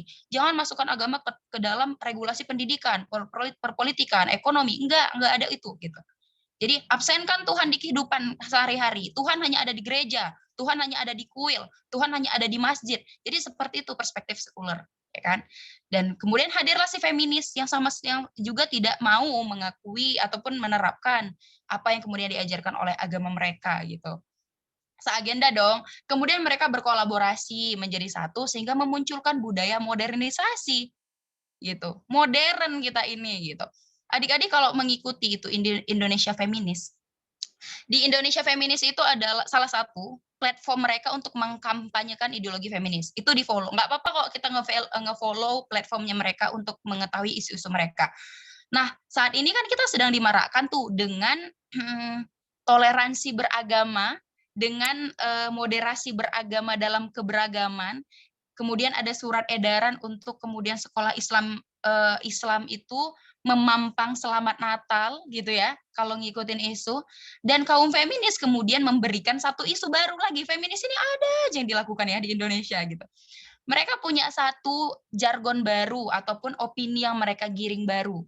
Mungkin adik-adik bisa combine ini opini seperti apa. Jadi opininya itu seperti ini adik-adik. Natal bukan hanya cerita tentang Yesus, tapi juga tentang Maria yang feminis. Nah, itu. Natal bukan hanya cerita tentang kelahiran Yesus. Natal juga cerita tentang Maria yang berani memutuskan jalan hidup yang sulit. Tidak menikah dan tidak harus hamil dan melahirkan bayi yang dikandungnya. Bagi saya, Maria itu ibu Yesus adalah perempuan feminis pertama yang pernah saya baca kisahnya. Itu kaum feminis tuh ngomong kayak gitu. Gimana pandangan adik-adik? Apakah benar Maria radhiyallahu anha ini adalah seorang feminis? Gitu ya. Tidak. Kan itu hal yang sangat, kan semakin kesini serangannya semakin ke kaum muslimin ya gitu. Oke, in another occasion, di kesempatan lain feminis kembali menggiring isu yang membuat kita kebakaran ya jiwanya gitu. Mengatakan bahwasanya tidak ada satu dalil pun yang kemudian tidak ada satu sirah pun yang menegaskan di dalam sirah Nabawi bahwasanya kaum-kaum Sodom, kaum-kaum lesbian itu adalah kaum-kaum yang Allah laknat. Nggak ada, mereka bilang kayak gitu. Jadi seharusnya Islam itu sangat bersahabat dengan mereka-mereka, sertakan dalil-dalil yang mereka peroleh dari mana, potongan-potongan ayat yang mereka peroleh dari mana, itu kan sangat berbahaya sekali gitu ya. Jadi feminis ini sebenarnya saat ini bukan lagi dia ingin menyuarakan gender diversity ataupun gender equality. Sekarang feminis ini sudah seagenda dengan sekuler, yaitu selalu menyerang apa-apa yang kemudian menjadi ajaran-ajaran agama Islam. Kebebasan dalam kebudayaan, aku tidak ingin menutup aurat, karena tubuhku kan hak aku, gitu. Kemudian sekarang ada yang dinamakan sebagai Miss Transgender, diakui oleh dunia. Miss Transgender. Dan kemudian kemarin dimenangkan oleh orang Indonesia, kan? Dan dislogansikan di mana-mana, diletakkan di mana-mana, fotonya terpampang, selamat kepada kakak ini. Tadinya dimanggilnya Mas, karena udah transgender jadi Miss Trans yang paling cantik dunia, dipanggil jadi Kak. Dan diakui, harus diakui. Kalau sekarang adik-adik apply beasiswa ataupun kegiatan-kegiatan internasional, coba di situ perhatikan jenis kelamin. Dia tuh nggak cuma 3, deh, nggak cuma female dan male. Dan lain-lainnya ada di situ, other. Di situ ada pilihan seperti itu gitu. Jadi memang sudah diberikan keluasan memang orang-orang feminis, orang-orang transgender, orang-orang sekuler ini dalam mengkampanyekan agenda-agenda besar mereka. Ini berbahaya sekali. Jadi kembali kepada bagaimana kemudian psikologi mereka. Psikologi ini kan dia lebih ke bagaimana kemudian tingkah laku ya gitu. Jadi seperti itulah kaum feminis. Kakak tidak punya banyak otoritas ya untuk menjelaskan bagaimana itu psikologi, because I don't have any kind of knowledge tentang psikologi itu sendiri. Dengan keterbatasan pengalaman, kakak juga mengkaji hal-hal yang berkenaan dengan kaum feminis ini sendiri. Oke, jadi jelas sekali ya bahwasanya solusi untuk permasalahan kejahatan seksual ini bukan feminis. Karena ideologi feminis itu adalah ideologi keterlaluan, ideologi pembelaan suatu golongan perempuan yang kebablasan sekarang gitu. Dan itu enggak match kalau dibenturkan dengan agama Islam. Karena kita udah selesai dengan isu kesetaraan gender, kita udah selesai dengan isu memuliakan perempuan, kita udah selesai dengan isu-isu seperti itu, sementara agama-agama ataupun sementara budaya-budaya patriarki itu masih merebak di peradaban barat. Sementara kita di zaman keemasan kita sudah selesai dengan isu itu gitu. Sudah sangat jauh sekali kita dari itu, kita sudah berbicara tentang teknologi, kita sudah berbicara mengenai peradaban dan bagaimana perkembangan teknologi ilmu pengetahuan, kita sudah berbicara tentang itu. Dan mereka baru saja mau memulai mengenai pemisahan antara agama dan kehidupan, kemudian baru saja memulai tentang kebangkitan suara perempuan dan hak-hak perempuan, baru saja gitu. Tapi anehnya, kenapa bisa mereka lebih sukses mengagendakan apa yang kemudian menjadi tujuan mereka dalam menyebarkan ya, dan menyeberangi apa-apa yang telah kita yakini dengan apa yang mereka usungkan sebagai solusi setiap permasalahan yang ada di masyarakat gitu, si feminis ini. Kenapa bisa seperti itu? Karena saat ini kan kita sudah mulai tergerus si awareness kita terhadap mempelajari apa sih Islam, Islam sebagai solusi politik, Islam sebagai ilmu pengetahuan dan penerapan gitu. Saat ini kan stigmasi yang kita ketahui bahwasanya Islam adalah agama yang mempelajari mengenai bagaimana kemudian cara kita berkomunikasi dengan Tuhan. Sederhananya seperti itu. Saya diajarkan sholat, saya diajarkan berpuasa, diajarkan berzakat. Untuk hal-hal seperti itu, orang-orang yang memerangi Islam ini tidak tergeming sama sekali. Tapi kalau kita sudah membicarakan bahwasanya Islam punya solusi kok terhadap isu-isu feminis, Islam punya solusi kok terhadap apa-apa yang terjadi di tengah masyarakat, Islam punya solusi kok tentang bagaimana kemudian kita menggubris hal-hal yang berkenaan dengan teknologi, Islam juga mampu kok melahirkan negarawan-negarawan seperti yang hadir hari ini ya, negara-negarawan yang cerdas, solutif, tangguh, berwibawa, gitu, yang kemudian mampu menciptakan produk hukum yang melindungi semua pihak, tidak hanya Muslim aja, tapi apapun agamanya selama dipayungi oleh regulasi Islam, semuanya itu akan aman. Kita tidak butuh lagi moderasi dalam beragama gitu, karena Islam itu udah modern, dari dulu udah modern gitu. Jadi stigma ataupun perspektif modern kita dengan si pihak-pihak feminis itu udah berbeda ya gitu. Jadi kalau dari kakak itu aja ya, karena memang yang mau disampaikan hanyalah tentang bagaimana kondisi psikologi pelaku kekerasan seksual dan kondisi korban kejahatan seksual, kemudian bagaimana sih sebenarnya tingkah laku si kaum feminis ini. Oke, for additional ya, untuk penambahan, kaum feminis ini kan juga mereka sangat menuntut bahwasanya mereka juga boleh berada di lapangan kerja dan waktu operasionalnya itu nggak apa-apa deh sama-sama laki-laki. Tapi ternyata mereka dituntut untuk kemudian melakukan aktivitas domestik di dalam rumah mereka. Karena kan fitrahnya wanita itu umuratul bait kan gitu. Jadi mereka terbebani dengan itu, dan pada akhirnya oke, ternyata perceraian adalah solusi dari apa yang kemudian saat ini sedang dialami oleh dua insan yang terpadu dalam satu rumah tangga gitu. Ujung-ujungnya seperti itu. Jadi tidak akan pernah ada solusi kalau kita menggunakan isme-isme yang lain. Cukup seperti yang dikatakan kami ya. Kami itu mengatakan bahwasanya Islam adalah solusi kami. Jadi solusinya itu memang berislam dengan senyata-nyatanya Islam gitu. Dan insya Allah kita yang akan memperjuangkan itu semua. Dari kakak itu aja. untuk konkulasinya tentu saja apa yang kemudian menjadi dampak kejahatan sosial terhadap seorang korban itu sangat miris sekali. Dari mental, kehidupan sosial, psikologi itu akan merusak pribadi seseorang gitu. Hal yang perlu kita lakukan adalah terus menyuarakan apa yang kemudian menjadi solusi untuk isu-isu seperti ini, dan kemudian teman-teman apa sih yang bisa dilakukan oleh adik-adik, teman-teman semua agar isme-isme yang berbahaya itu tidak menggerus pemikiran generasi terkhususnya kaum muslimin, itu tetap menyampaikan apa yang harus disampaikan, yaitu dakwah ya gitu. Apapun itu, jadi apapun kalian, jadi dokter, jadi aktivis, jadi penyiar radio gitu ya, jadi pebisnis, dakwah itu adalah poros kehidupannya gitu. Jadi kakak sudahi di sini saja, mungkin nanti akan jawab ya, kakak kembalikan kepada Irwandi. Syukran Irwandi. Allah a'lam bishawab. Alhamdulillahirabbil alamin. Assalamualaikum warahmatullahi wabarakatuh.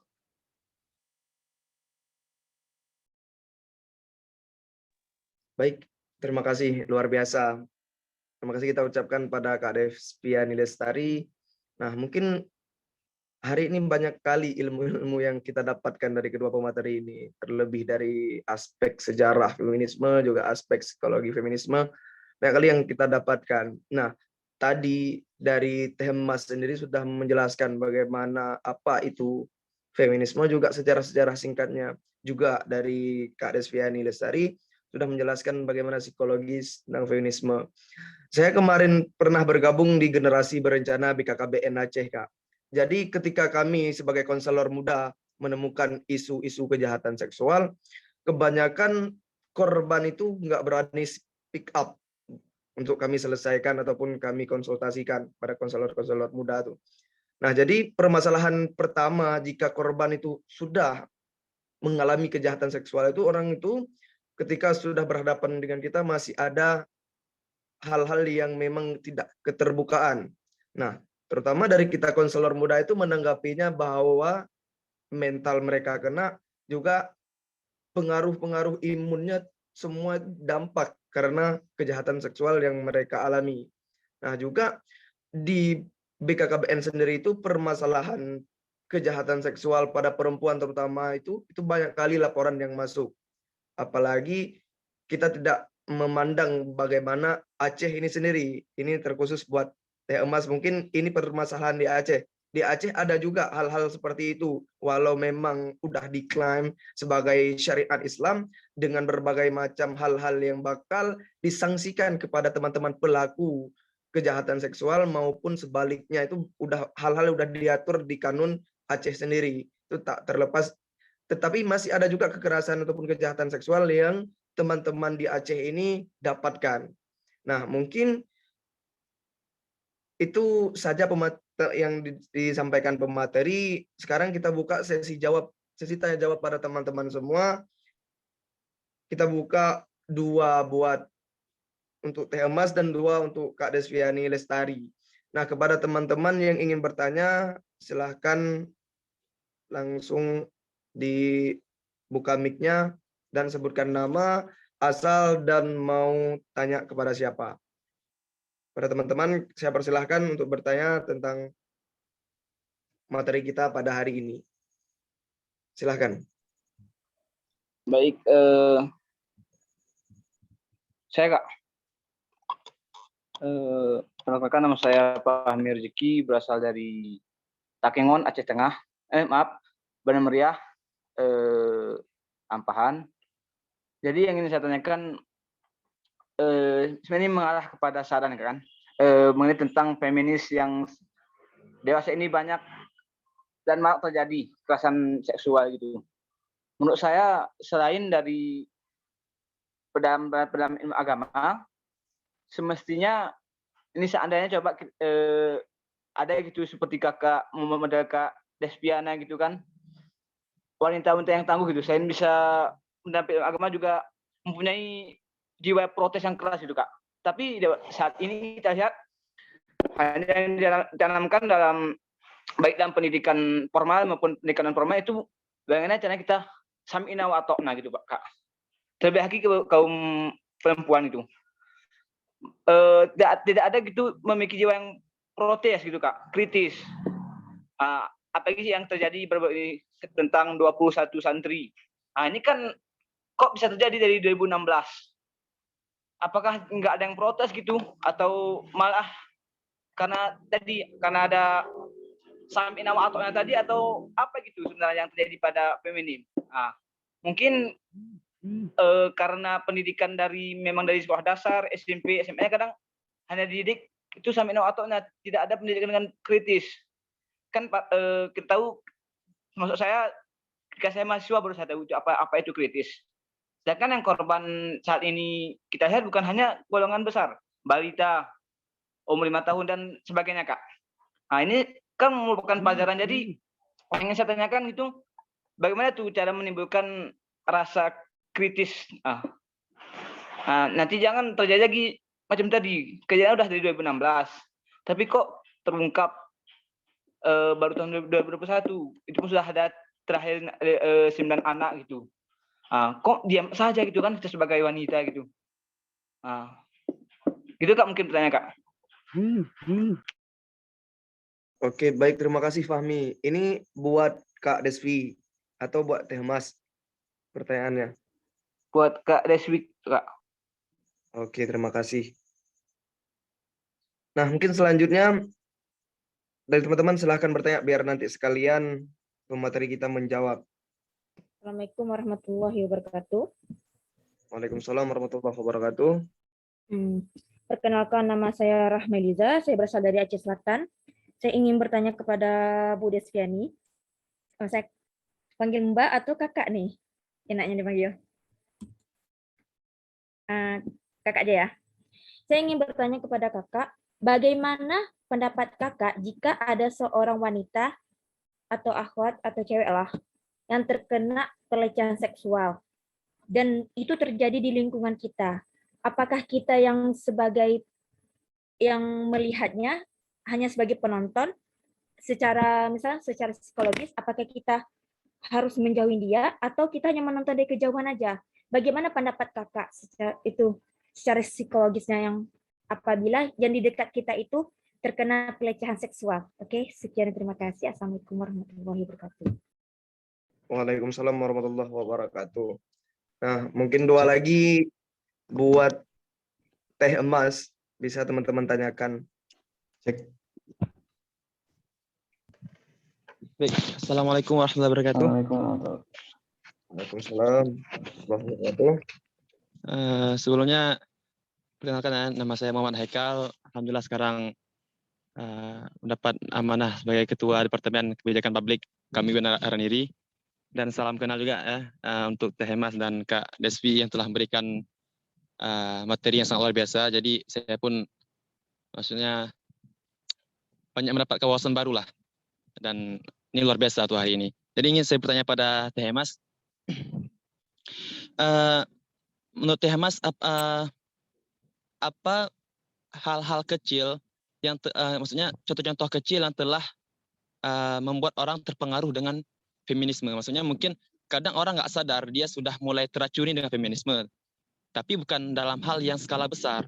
Maksudnya contoh-contoh kecil mulai adanya serangan sengatan dari feminisme itu sendiri, seperti apa contohnya Kak? Itu pertama. Kemudian solusinya nih Kak, bagi para akhwat-akhwat kita agar bisa jangan sampai terkontaminasi dengan paham ini sendiri. Mungkin bisa dipahami Kak soalnya Kak. Baik, terima kasih Kak. Jazakillah Kak. Cek. Bismillah. Izin ya moderator. Oke, baik, silakan. Bismillahirrahmanirrahim. Assalamualaikum warahmatullahi wabarakatuh. Waalaikumsalam warahmatullahi wabarakatuh.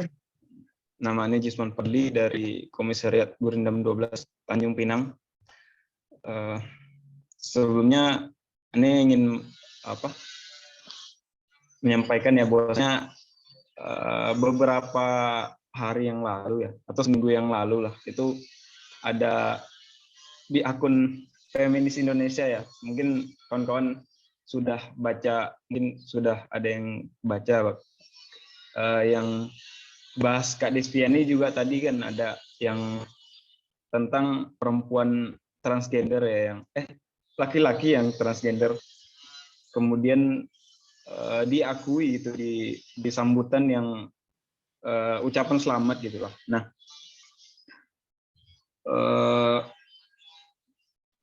ada pembahasan bahwasanya mereka Islam itu merangkul LG ya penyimpangan seksual lah. Nah, pertanyaan aneh itu, apakah feminis ini memang satu jalan gitu dengan perilaku penyimpangan seksual, dan kemudian apakah gimana feminisme ini mungkin minta pendapatnya aja ya, itu tadi bagaimana, apakah feminisme ini sejalan gitu dengan perilaku penyimpangan seksual, kemudian juga bagaimana pendapat Teh Emas dan juga Kak Despiani ya untuk pembahasan di akun Instagram Feminis Indonesia itu yang mengambil tafsir yang kemudian sepotong-potong dan juga mengambil tafsir dan juga pendapat gitu dari orang-orang yang belum jelas gitu keislamannya, dan juga belum jelas apakah mereka berpegang teguh sepenuhnya pada Al-Quran dan hadis seperti itu. Oke, syukuran atas waktunya. Assalamualaikum warahmatullahi wabarakatuh. Waalaikumsalam warahmatullahi wabarakatuh. Terima kasih kepada semua teman-teman yang sudah bertanya. Nah, mungkin ini kita beri kesempatan dulu kepada Teh Emas, karena tadi Kak Desvi udah lebar panjang menjelaskan. Sekarang kita minta waktunya untuk dari Teh Emas dari pertanyaan pertama untuk menjawab pertanyaan dari Muhammad Hekal. Nah, saya ulangi lagi soalnya ataupun pertanyaannya, apa sih contoh-contoh kecil yang dapat mempengaruhi dengan feminisme? Nah, mungkin pahamnya ada perilaku-perilaku ataupun doktrin-doktrin kecil yang kita tidak sadari tetapi menjerumus ke feminisme itu. Nah, dan satu lagi, bagaimana solusi dari kakak kepada para akhwat agar tidak terkontaminasi ataupun tidak terjerumus ke dalam hal-hal yang gimana gitu, hal-hal yang memang pemikirannya feminisme dan sebagainya. Jadi sekali lagi saya ulang pertanyaannya, contoh-contoh kecil yang dapat mempengaruhi dengan feminisme dan solusi para akhwat agar tidak dapat terkontaminasi dengan paham feminisme itu. Mungkin kepada Teh Emas, untuk pertanyaan pertama silahkan dijawab. Waktu dan tempat kami persilahkan. Ya, terima kasih Ah Irwandi.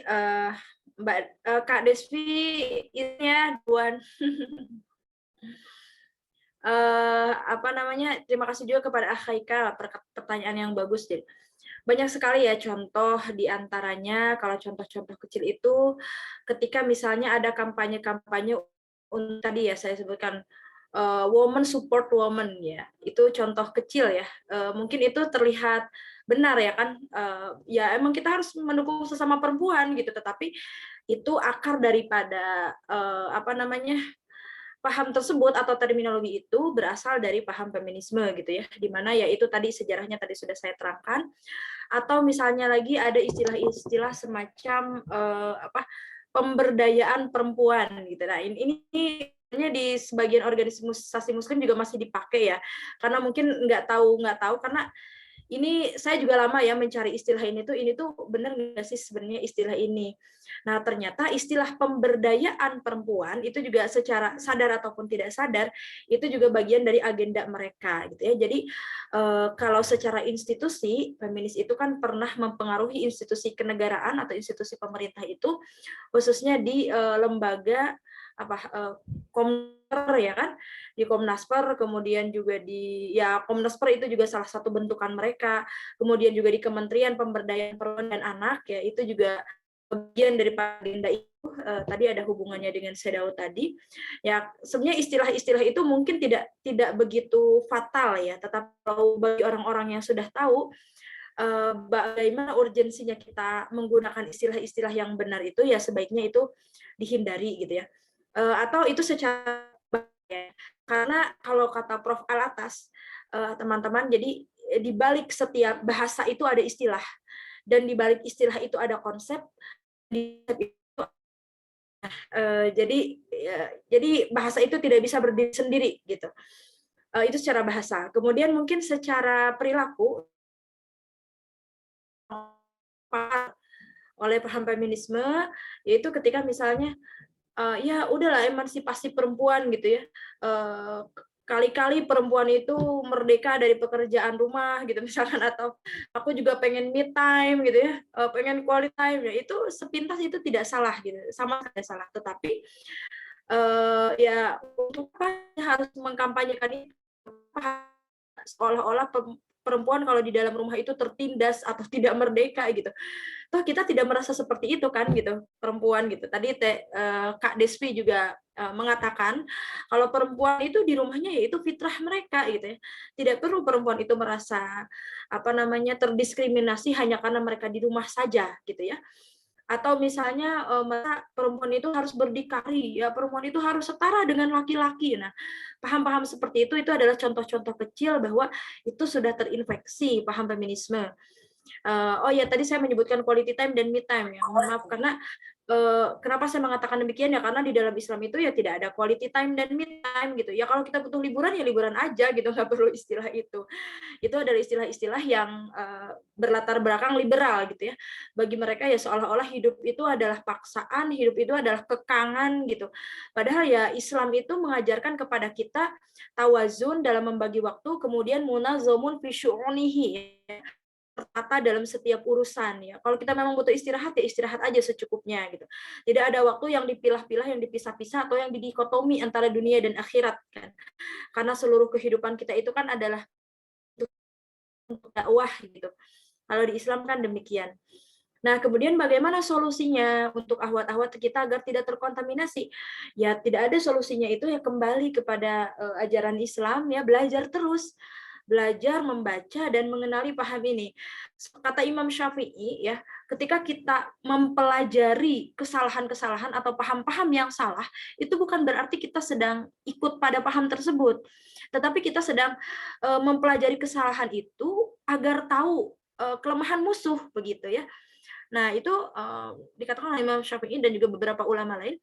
Artinya ketika kita sekarang mempelajari feminisme, mempelajari idealisme dan gitu ya, paham-paham yang berseberangan dengan Islam, itu kita sangat penting mempelajarinya agar kita paham, agar kita tahu dan kita bisa memberikan takaran untuk solusinya.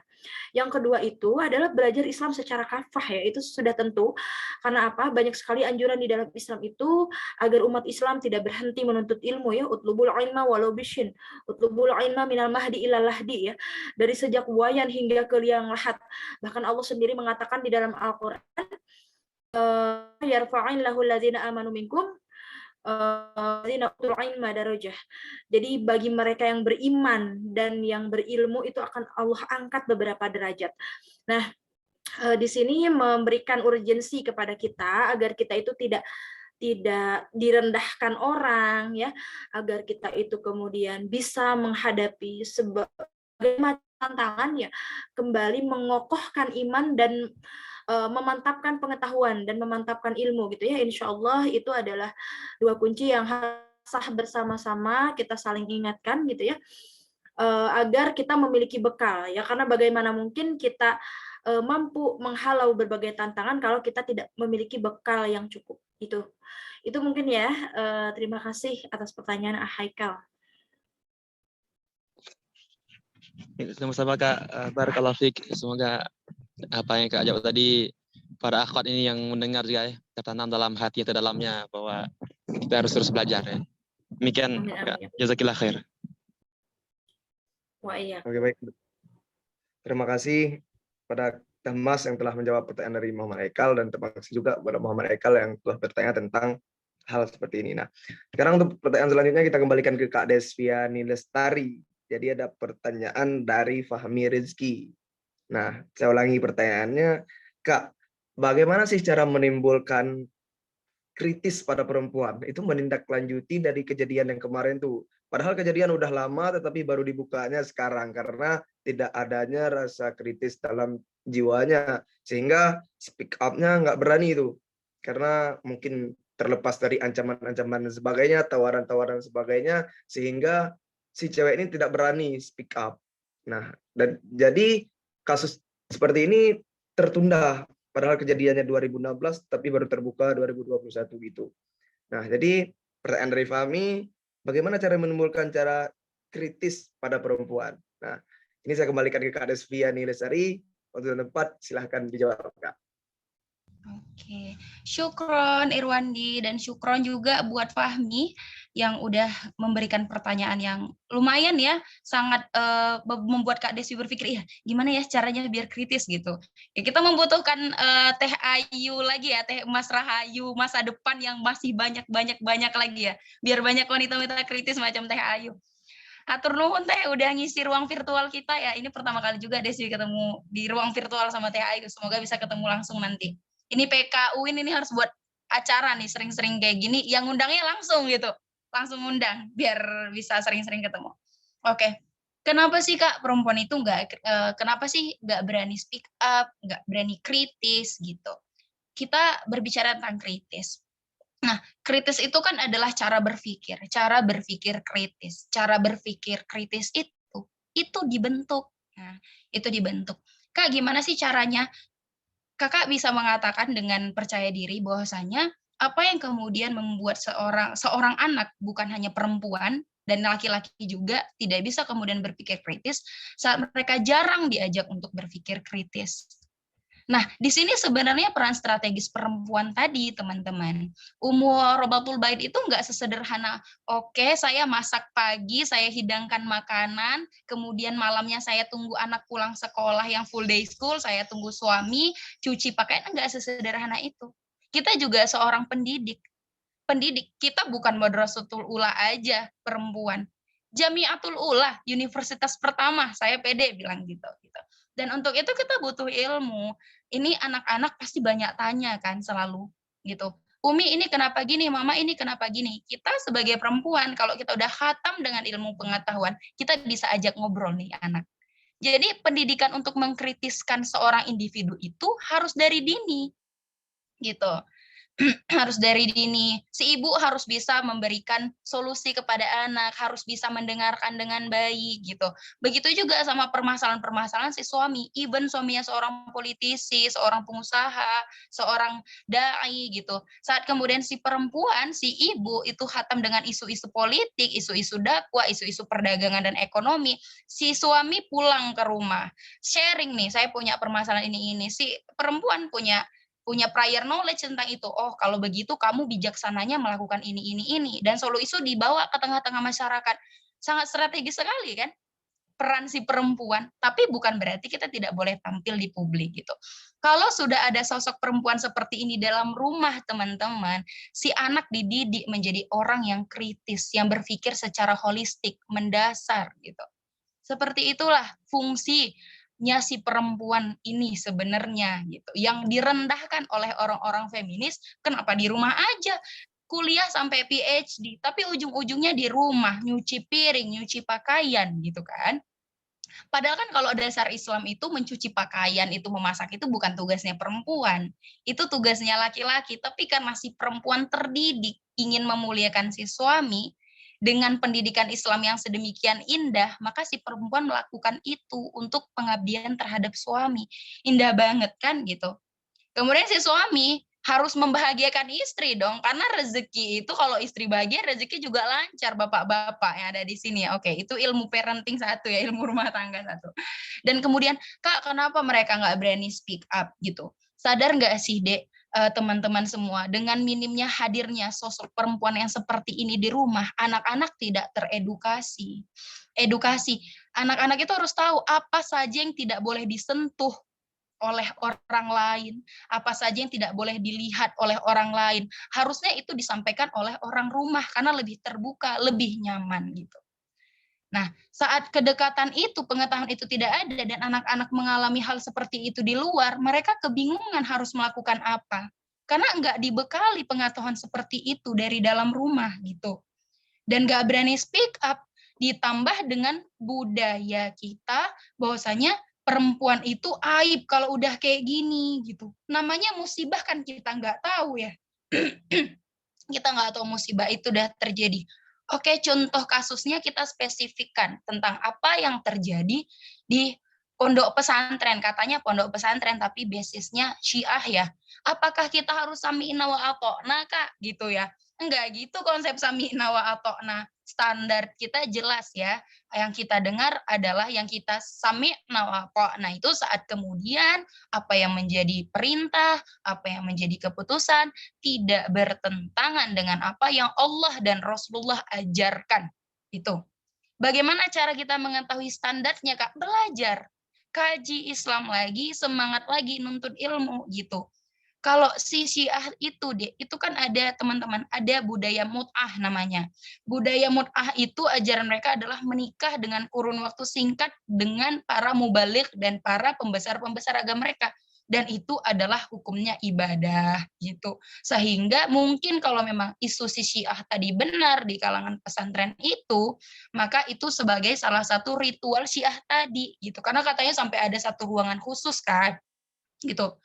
Tapi kalau untuk membentuk jiwa kritis tadi, yuk mulai dari perempuan-perempuannya, hadirkan sosok perempuan yang strategis, baik itu di geopolitik, baik itu di bidang ekonomi, di dunia pendidikan yang paling urgent sama sekali itu harus kita perhatikan. Persiapannya apa untuk saat ini? Belajar mempersiapkan apa ya akan kita hadapi ke depan. Gitu. Jadi syukuran Fahmi dari kakak itu aja gitu kan. Karena dari THI juga tadi udah banyak banget insight-insight positif gitu. Semoga sering-sering deh kayak gini gitu ya. Disyukron Fahmi atas pertanyaannya, jadi dari kakak itu aja. Allahu a'lam. Saya kembalikan kepada Irwandi. Oke, baik, terima kasih Kak.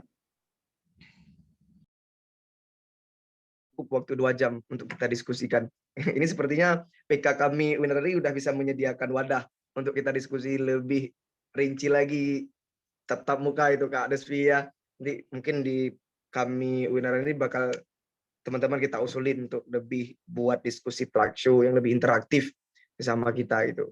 Karena dengan waktu 2 jam di media virtual ini cuman kita dapatkan ilmu, tetapi mungkin momennya itu nggak greget itu kalau belum kita diskusikan lanjut dari tatap muka itu. Nah, selanjutnya kita kembalikan lagi kepada pertanyaan yang diberikan kepada Teh Emas. Jadi pertanyaannya dari Jusman Fadli.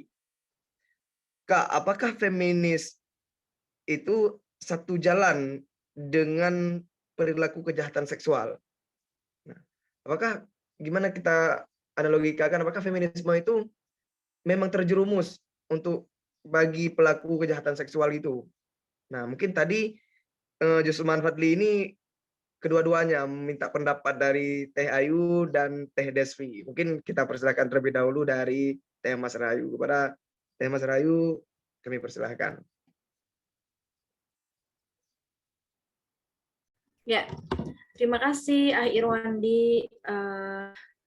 Jusman ya, assalamualaikum Jusman, sehat. Ini Jusman ini Waalaikumsalam, Teh. Alhamdulillah. Dulu di Batam saya pernah kehilangan dompet, juga nggak bisa nyebrang mau Tanjung Pinang, mau ngisi di Tanjung Pinang. Akhirnya minta pertolongan ikhwah di Batam dan datanglah Jusman ya, alhamdulillah. Ini saya cuman tahadus binikmat ya, teman-teman. Mengenai tadi ya akun di Feminis Indonesia tadi juga disinggung oleh Teh Despi, bagaimana mereka saya juga sudah baca ya, ada postingan yang merangkul kaum LGBT, bahwa Islam itu merangkul kaum LGBT ya. Pertama kita harus tahu ya apakah perilaku penyimpangan seksual itu dibenarkan dari Islam, tidak dibenarkan ya, karena perilaku kita sudah jelas ya, sudah cukup jelas kisah yang menimpa kaum Nabi Lut, bagaimana Allah itu mengazab kaum Lut karena penyimpangan seksual yang dilakukan. Walaupun ya orang-orang feminis itu macam-macam dalihnya ya, masya Allah banget emang. Tapi ya itu prinsipnya begini, ketika penafsiran yang diambil itu separuh-separuh ya, sepotong-sepotong, ya memang akhirnya pemahaman yang didapatkan pun sepotong-sepotong gitu. Itu tadi salah satu produk orang-orang feminis dan juga orang-orang liberal itu, mereka memakai satu metode tafsir yang namanya tafsir hermeneutika. Karena sebetulnya hermeneutika itu adalah tafsir yang akan menafsirkan baik. Jadi hermeneutika itu kan memang menggunakan memperhatikan konteks waktu, kemudian juga kekinian dan kedisinian ya salah satunya, yang memang itu akan selalu direlevansikan terhadap zamannya, kan berbeda dengan karakter Islam. Kalau di Islam itu kan Al-Quran itu hanya diizinkan ditafsirkan oleh ulama-ulama tertentu yang memang punya disiplin ilmu terhadap itu, ya memiliki kemampuan bahasa Arab yang mumpuni, ilmu alat yang cukup ya untuk bisa menafsirkan Al-Quran, kemudian juga ilmu asbabun nuzul ya atau latar belakang itu, sehingga ya tidak kontekstual gitu. Memang akan ada sebagian yang tidak kontekstual. Nah inilah akhirnya juga yang secara keilmuan, secara epistemologis, produk ataupun keilmuan dalam Islam dan Barat itu berbeda ya, karena kan kalau di dalam Islam ya kita mempercayai adanya wahyu itu sebagai sumber pengetahuan yang dipatenkan dengan komponen-komponen tertentu ya, seperti yang tadi saya sebutkan ya. Berbeda misalkan dengan tadi, sementara orang-orang feminis itu beranggapan bahwa Quran itu bisa ditafsirkan oleh siapa saja gitu. Karena katanya ulama tafsir pun berbeda-beda penafsiran ya, enggak gitu juga gitu. Nah, jadi seperti itu. Jadi penyimpangan seksual, apakah tadi pertanyaan, apakah feminis ini merupakan satu jalan? Ya gini, pertama juga dari perilaku penyimpangan seksual itu bisa jadi mereka itu terpengaruh oleh feminis, tetapi itu mata-mata perilaku penyimpangan tanpa mereka mengenal ideologi feminis. Paham nggak maksudnya? Nah, tapi pada prinsipnya penyimpangan seksual itu bagaimanapun kedoknya alasannya itu tetap perilaku menyimpang ya. Baik itu lesbi, gay, biseksual, transgender, queer dan lain-lain, itu adalah satu aksi seksual, penyimpangan seksual yang tidak diridhoi oleh Islam gitu ya. Karena di dalam Islam orang berhubungan seksual itu ada jalan yang terhormat, ada jalur yang gitu ya, dan semua perilaku penyimpangan seksual itu yaitu fahisyah gitu kan namanya, kalau di dalam agama Islam gitu ya, perilaku fahisyah. Nah, apakah ini sejalan dengan feminis? Ya bisa jadi sejalan, bisa jadi tidak gitu, karena tadi motifnya orang yang melakukan perilaku penyimpangan itu bisa jadi dia memang punya setelah terkontaminasi ideologi feminis ya, atau telah terinfeksi ideologi feminisme, atau yang memang orangnya yang kurang waras gitu ya secara kejiwaan ya, mungkin nanti dari sisi psikologis KDSP gitu, karena kalau dulu ya di dalam sebelum DSM 4 itu awalnya kan perilaku LGBT itu dimasukkan, atau homoseks itu dimasukkan terhadap salah satu indikator tidak sehat mental gitu. Tetapi dalam DSM 5 ini sudah beda lagi gitu ya, homoseksual itu sudah masih termasuk kesehatan mental atau termasuk enggak gila gitu lah, intinya kayak gitu ya. Nanti jelasnya mungkin sama KDSP gitu. Jadi itu ya mungkin Jusman untuk jawabannya. Intinya gini, feminis ini ideologi pembebasan yang ya sebebas-bebasnya gitu. Atas nama hak untuk kaum perempuan, kemudian juga salah satu prinsipnya itu kan tadi tubuhku, otoritasku, my body is mine, my body is my authority gitu ya. Mereka tidak kenal bahwa my body itu sebetulnya tubuh kita itu otoritas Tuhan, bukan otoritas kita gitu ya, otoritas Allah kan kalau di Islam. Wallahu a'lam bishawab ya, mungkin itu, semoga intinya bisa ditangkap ya Jusman, nanti mungkin dilengkapi sama KDSP. Sekian, syukran. Oke, baik. Terima kasih, Mas. Mungkin nanti barengan aja Kak Desvi menanggapi pertanyaan ini, sekaligus pertanyaan terakhir nih dari Kak Rahma Yuriza. Jadi nanti sekalian ditanggapi dengan pertanyaan Jusman tadi, plus dijawab pertanyaan Rahma. Jadi saya bacakan sekali lagi pertanyaan dari Kak Rahma. Bagaimana pendapat Kakak jika ada kejahatan seksual di lingkungan kita? Apakah kita akan hanya jadi penonton atau bahkan kita yang menjadi garda terdepan untuk menolong si korban? Nah, itu terlebih dari Kakak, bagaimana pendapat Kakak jika ada kekerasan ataupun kejahatan seksual di lingkungan kita? Nah, itu pertanyaan dari Kak Rahma. Mungkin untuk waktu dan tempatnya kami persilahkan Kak Desvi untuk menjawabnya. Terima kasih. Oke, terima kasih Rwandi, dan terima kasih juga pada Haikal dan Rahma ya yang tadi bertanya. Jusman ya? Jusman bukan? Oke. Jadi ini juga nanti mungkin Kak Despi butuh penambahan dari Teh Ayu ya, karena ini kayaknya bersentuhan juga dengan psikologi kan Teh Ayu tadi prior knowledge beliau tentang psikologi bisa dipertanggungjawabkan ya udah melakukan kajian. Kok Kak Despi kan selama ini masih ya pengetahuan-pengetahuan yang hanya perintil-perintilan aja gitu. Oke. Kalau untuk Rahma, gimana sih Kak sikap Kakak menurut pandang Kakak kalau Kakak melihat kejadian ataupun kasus pelecehan seksual di hadapan Kakak, apa yang Kakak lakukan? Apakah Kakak akan jadi penonton? Tentu saja Kakak dengan sadar mengatakan tidak gitu ya. Terus, alhamdulillah Kak Despi pernah belajar ilmu bela diri, kalau bisa Kakak jotos tuh orangnya di tempat gitu ya. Jangan dong melakukan kejahatan seksual kayak gitu kan.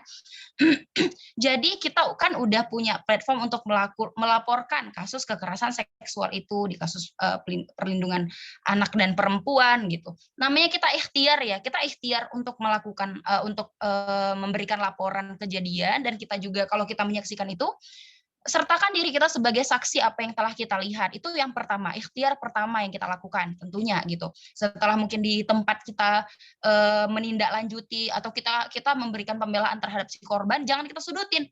Kalau si korban ini kan seringkali ya terlepas dari dia tidak berkerudung atau pakaian dia seperti apa gitu, dan dia mengalami pelecehan seksual, itu tidak saatnya saat kita bilang siapa suruh kamu tidak pakai kerudung, siapa suruh pakaian kamu seperti itu gitu. Karena banyak juga kok anak-anak disabilitas yang pakaiannya juga bagus, berkerudung menutup, mereka juga memperoleh perlakuan yang tidak senonoh, ada juga gitu. Jadi di saat yang seperti itu, selain kita membela si korban dan kita memperingati si pelaku, kita lakukan laporan terhadap apa yang kita lihat dan kita menjadi saksi. Dan untuk si korban ini kita melakukan pendekatan psikologi, kita support tentunya gitu, kita support. Dan jangan kalau saat dia dalam keadaan baru saja mengalami hal yang traumatik seperti itu, jangan pernah keluarkan narasi-narasi yang menempatkan dia pada kondisi tersudutkan, karena itu yang membuat korban-korban ini tidak berani speak up gitu. Jadi dia double kill kan, sanksi sosialnya double kill gitu. Jadi untuk saat itu ada perlunya kita fokus pada penyelesaian permasalahan yang diperoleh, seperti itu, singkatnya seperti itu. Mungkin nanti bisa ditambah juga sama Teh Rahayu untuk penutupan persoalan yang ditanyakan oleh Bapak Haikal ya. Dan untuk pertanyaan yang apakah agenda feminis dan LGBT itu sejalan Kak, sehingga mereka kok ada postingan yang kolaboratif gitu ya gitu. Kalau menurut pandangan saya dan apa yang kemudian saya diskusikan bersama teman-teman kami gitu, mungkin saja ada benang merah yang bisa didapatkan oleh kaum LGBT dan feminis yang mereka pada secara tidak sengaja itu bersinggungan gitu, dan mereka bisa collab.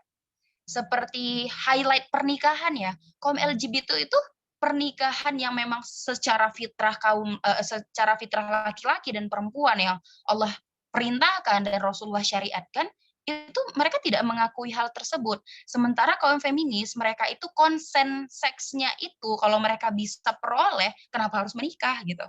Yang penting kan mereka peroleh itu, hajat seksual mereka peroleh, aku kenapa harus menikah? Toh dengan menikah aku akan repot mengurus anak, mengurus suami. Nah, kaum feminis itu sangat keberatan dengan hal itu, dan mereka tidak percaya yang namanya fitrah. Dan di dalam diri manusia ada 3 gorizoh yang Allah memang Allah berikan, dan itu tidak bisa dipisahkan dari diri manusia. Yang pertama itu adalah gorizoh baqo, gorizoh tadayun, sama gorizoh nau gitu. Gorizoh nau inilah yang berbicara tentang berkasih sayang, terus hajat biologis gitu. Dan apa yang bisa meredam ini itu gorizoh tadayun, keinginan untuk meyakini sebuah agama, keinginan untuk kemudian beriman gitu. Ini yang bisa menahan. Tentunya dengan ilmu pengetahuan, gorizoh baqo ini adalah keinginan untuk bertahan gitu. Bertahan saat kita itu sedang berdebat, aku harus menang perdebatan ini. Itu adalah egosentris, itu yang disebut dengan gorizoh baqo tadi itu gitu. Jadi kalau mereka kan tidak percaya adanya gorizoh tadayun. Agama mengatur loh, kalian nggak boleh. Feminis juga gitu, agama diatur loh. Kami kan nggak percaya, agama gagal mengatur kami tersudutkan, kami terdiskriminasikan oleh agama. Jadi ada benang merah yang mereka saling mengaminkan. cara mereka berpikir, cara mereka hidup, cara mereka bergaul gitu. Sehingga dengan si LGBT ini adalah kaum yang termarginalkan, orang yang memang tersudutkan secara sosial gitu. Dengan feminis ingin menempati seluruh kursi di lini sosial, politik gitu. Mereka mencari koalisi. Kebetulan si LGBT nih bisa dijadiin koalisi. Makanya si feminis pun ikut mengusung kasus-kasus ataupun isu-isu LGBT yang dengan begitu masyarakat memandang mereka, oh ternyata kaum feminis sangat humanis sekali. Nah, seperti itu. Jadi untuk membangun trust masyarakat terhadap eksistensi si feminis. Sehingga tidak kecil kemungkinan kalau nanti ada isu-isu pelecehan seksual gitu yang memang kita juga peduli, kaum feminis juga bakal aware tentang itu. Karena mereka mencari muka sebanyak-banyaknya kayak gitu. Jadi seperti itu. Kasus korupsi, nanti kaum feminis itu tampil lagi. Kaum feminis ini pokoknya sebanyak-banyaknya mencari panggung deh, biar diakui oleh dunia gitu. Karena kan mereka ideologi berdasarkan perspektif gender. Jadi mereka ingin semua kebijakan itu berdasarkan apa yang mereka perspektifkan. Sekian seperti itu, saya kembalikan kepada moderator. Oke, baik. Terima kasih banyak atas jawaban hari ini. Nah, mungkin dari semua materi-materi yang udah disampaikan dan semua pertanyaan yang udah dijawab, sekarang kita tanya dari kedua pemateri dengan judul besar yang PK kami Araniri ini angkat. Terlebih pertama saya tanyakan kepada Teh Mas, ini pertanyaan terakhir yang memang mungkin tegas dijawab oleh Teh Mas nanti. Mungkin ini judul besar yang hari ini kita angkat dan kita hari ini ingin mengetahui gitu dari pendapat persepsi dari Teh Mas. Nah, apakah feminisme adalah solusi dari kejahatan seksual? Silahkan Teh Mas. Sedikit jawabannya aja untuk closing statement-nya. Bukan. Sedikit kan jawabannya? Bukan, tapi coba beri sedikit closing statement dengan pendekatan di judul besar ini. Ya, tadi alasannya sudah saya sampaikan ya. Apapun masalahnya, minumnya bukan teh botol sosro. Apapun masalahnya, solusinya bukan feminis ya. Karena bagi kita sebagai mahasiswa Muslim, sebagai umat Islam, solusi atas semua permasalahan itu adalah Islam. Karena Islam itu dengan Allah secara lengkap, sistem hidup yang diciptakan oleh pencipta manusia. Dan itu maha tahu ya untuk segala macam permasalahan yang kita hadapi itu ya pasti diketahuinya, dirumuskannya itu ya oleh pencipta kita gitu ya. Jadi ketika kita berhadapan dengan masalah ya itu kita kembalinya ke Islam. Dan mungkin ya kita husnuzonnya teman-teman feminis atau gerakan feminisme ini karena mereka dulu tidak kenal Islam, ya wajar saja. Agama yang dikenal oleh mereka itu kan agama Kristen yang menindas. Mereka tidak mengenal konsep ketuhanan yang maha pengasih dan maha penyayang, Islam yang rahmatan lil alamin, kemudian Islam yang menjunjung tinggi perempuan, yang memuliakan perempuan, mereka tidak kenal itu. Jadi kembali pada kewajiban kita sebagai dai, mari kita siarkan Islam yang rahmatan lil alamin, Allah yang maha pengasih, yang maha penyayang, dan juga Islam yang menjunjung tinggi, memuliakan dan menghormati kaum perempuan, ya, agar kemudian siapapun tidak lari kepada feminisme untuk solusinya, tetapi kembali kepada Islam. Dengan itulah kita kembali kepada sunnah ya untuk menjalankan dakwah sebagaimana mandat dari baginda Nabi Shallallahu Alaihi Wasallam. Wallahu a'lam bishawab. Terima kasih banyak Teh Mas. Mungkin satu lagi dari Kak Deswi. Singkat aja, apakah feminisme itu solusi dari untuk kejahatan seksual? Berikan jawaban serta closing statement terakhir dari Kakak untuk diskusi kita pada hari ini. Terima kasih. Oke. Terima kasih Irwandi. Ini macam itu ya, paslon 01, paslon 02 macam kampanye ya jadinya. Oke. Jadi dengan sadar Desvian Lestari Anggreni Boru Surbakti mengatakan bahwasanya feminisme bukanlah solusi yang tepat untuk mengentas permasalahan kejahatan seksual. Jadi dari DSP closing statement-nya, Islam adalah Islam dan purna adalah Islam. Islam tidak membutuhkan konsepsi isme lainnya. Islam tidak membutuhkan ideologi untuk dicampur adukan dalam mengatur tatanan kehidupan. Islam adalah solusi dari seluruh aspek permasalahan yang ada dalam kehidupan. Bagaimana kemudian sikap kita untuk berislam secara sempurna, maka jadikan Islam adalah kepercayaan, Islam adalah ilmu pengetahuan, dan Islam adalah cara hidup. Sekian dari Desviani Lestari Anggreni Surbakti pada kesempatan kali ini. Allahu a'lam bishawab. Assalamualaikum warahmatullahi wabarakatuh. Waalaikumsalam warahmatullahi wabarakatuh. Akhir dari diskusi saya ucapkan banyak terima kasih kepada Teh Mas Rahayu yang hari ini telah menyempatkan waktu untuk mengisi serta membersamai teman-teman di Araneri Aceh, juga beberapa teman dari luar yang bergabung dalam diskusi tentang feminisme ini. Nah, kami ucapkan sekali lagi banyak terima kasih kepada Teh Mas Rahayu. Semoga sehat selalu dalam lindungan Allah, serta dimudahkan rezeki dan dilancarkan semua kegiatan ke depannya. Amin ya rabbal alamin. Juga tak luput kami ucapkan banyak terima kasih kepada Kak Desviani Lestari selaku kakak kami di kami Araneri ini yang hari ini telah banyak memberikan edukasi yang sangat bermanfaat pada teman-teman. Nah, mungkin nanti di pertemuan secara offline kita bisa diskusi lebih lanjut di Aranerika. Nah, terima kasih kami ucapkan.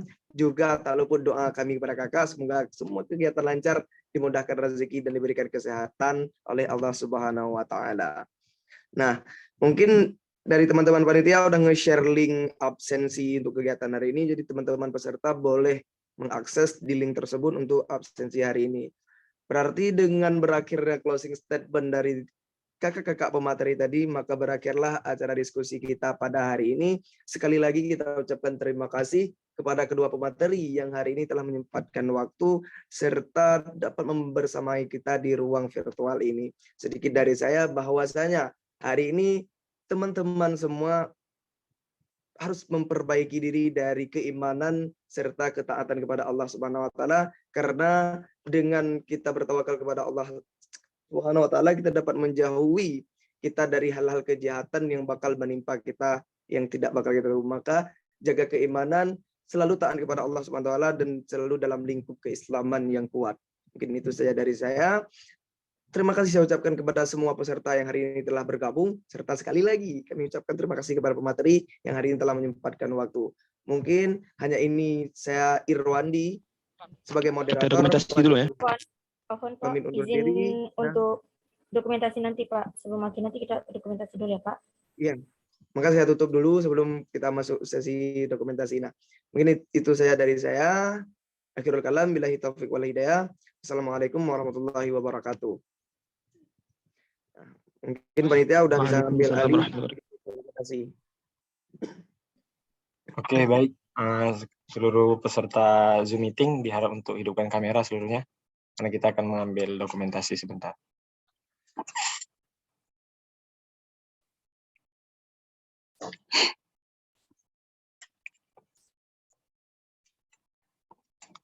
Oke. 1, 2, 3.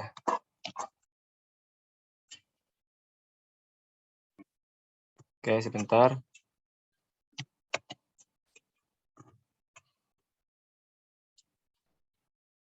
Satu, 2, 3. Oke.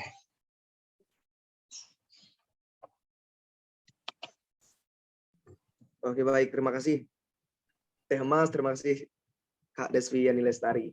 Semoga kita dipertemukan di kegiatan yang lain dan di waktu yang lain. Amin. Oke, baik. Amin. Izin live udah boleh belum ini Irwandi? Udah boleh, Kak. Terima kasih banyak. Terima kasih Teh Mas.